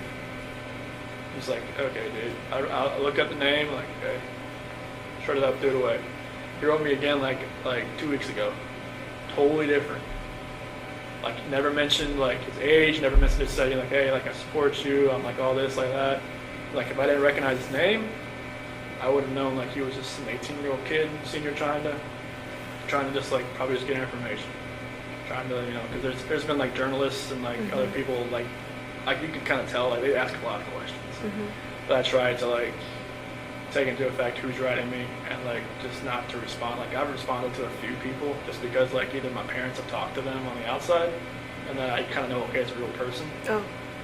But like there's some people that like it seems like they're just trying like to get help for themselves too. Like some people ask like, you know, like just for spiritual advice. They're asking for spiritual advice from you. Yeah, like, you know, if they're not asking about the case, I'll write them back. If they ask about the case, I don't write them back. You think you'll be in love again? There's a lot of women out there that are in love with you. No. I don't think that's gonna happen. I'm not the guy that's down the street or whatever it is. I've heard enough about that guy since I've been here. What have you heard about him? He got engaged over a letter. He did, yeah. That's pretty insane. But yeah, I don't see myself being in love ever again. Do you have some ladies that are giving you a lot of, like, just telling you that they're in love with you and that kind of stuff? Well, I've had a couple letters that have been like, you know, I hear you get a lot of letters from lady friends that tell you all you need to know. I'm like, I don't get those letters. Trust me. Like I guess there was one letter in Colorado, someone sent me a picture of them in a bikini, and then it's like went on from there. That was like the only letter I ever got. That was like that, but the press took it and just went with it. Yeah. Do you ever get requests from the press?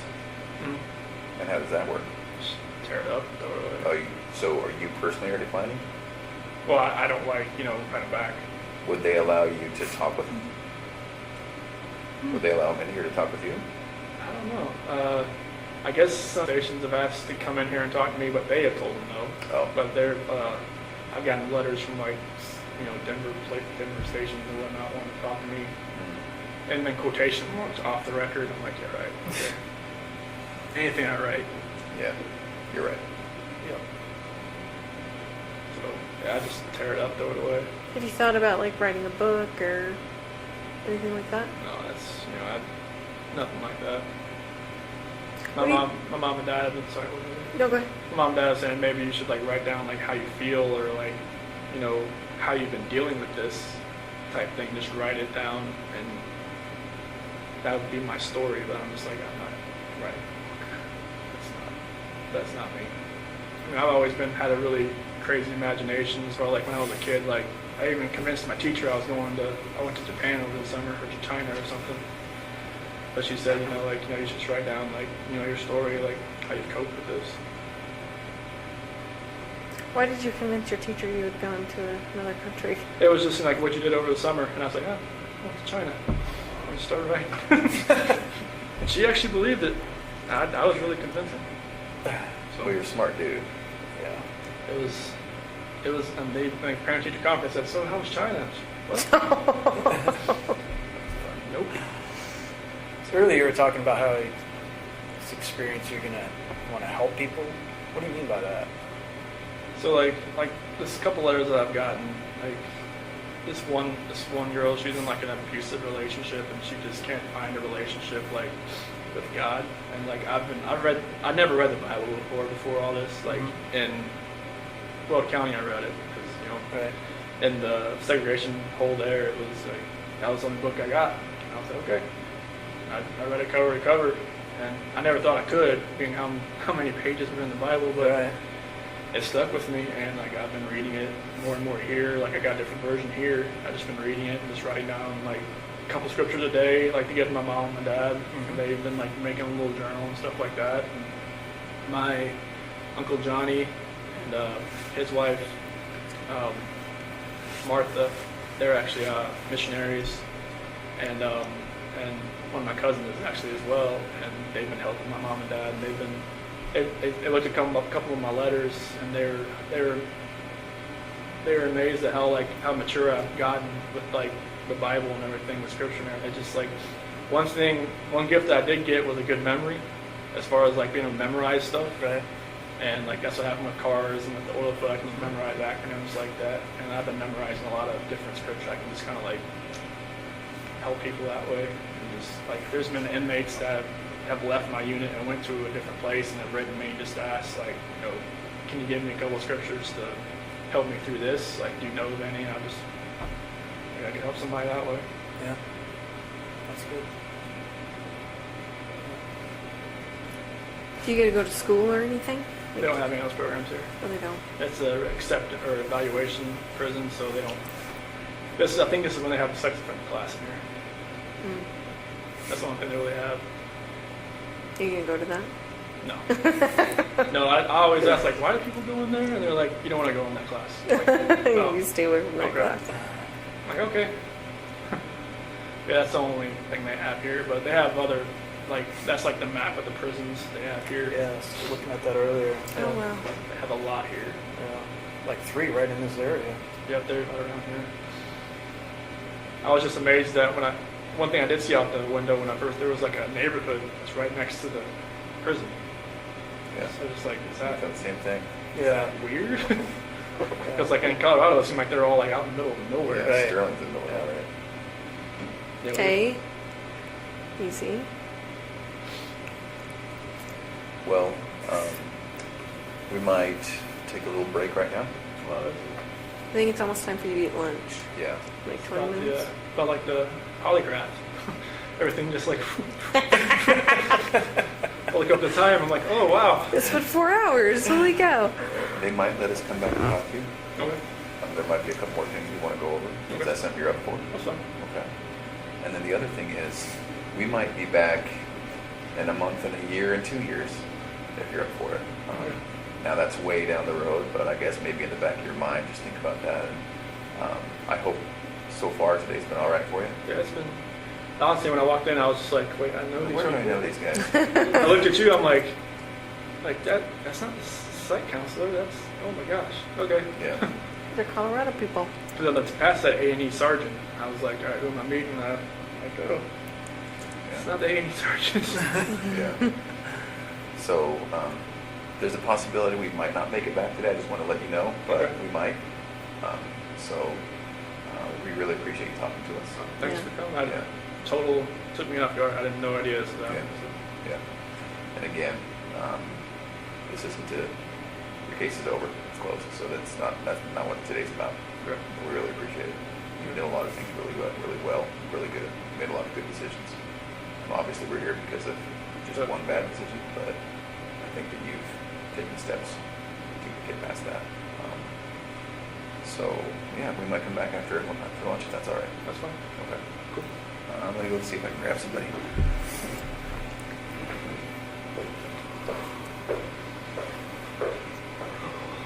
So we have what you guys flying to. Yeah, I think I had the better drive. I think you probably did too. Mine was like 50 minutes. Ours was like 2 hours. Yeah, It was with the snowing. It's snow, pretty the nasty Lake out effect. Yeah, the wind's blowing. Not like wind like Colorado then.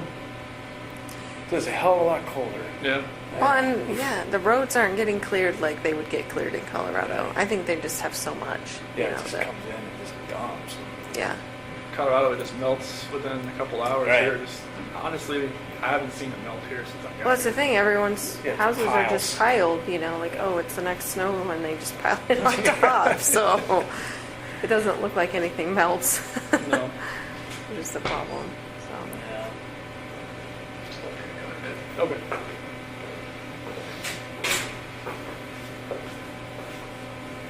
do you guys go outside for rec or anything, or? No, not when it has to be over 50 degrees. Oh, so you won't be out for a while.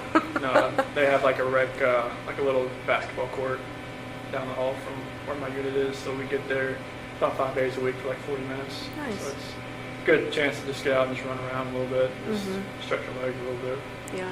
Any weights or anything you can use? Yeah, there's some weights in there. We go with another unit, and they're it's the infirmary unit that goes with us, and most of them are like in wheelchairs and whatnot. Mhm. So we kind of like I just let them do. I don't want to get in the way. Just like let them like there's like the pull downs and the Right. lats and all that kind of road machine and stuff like that. So it's pretty cool.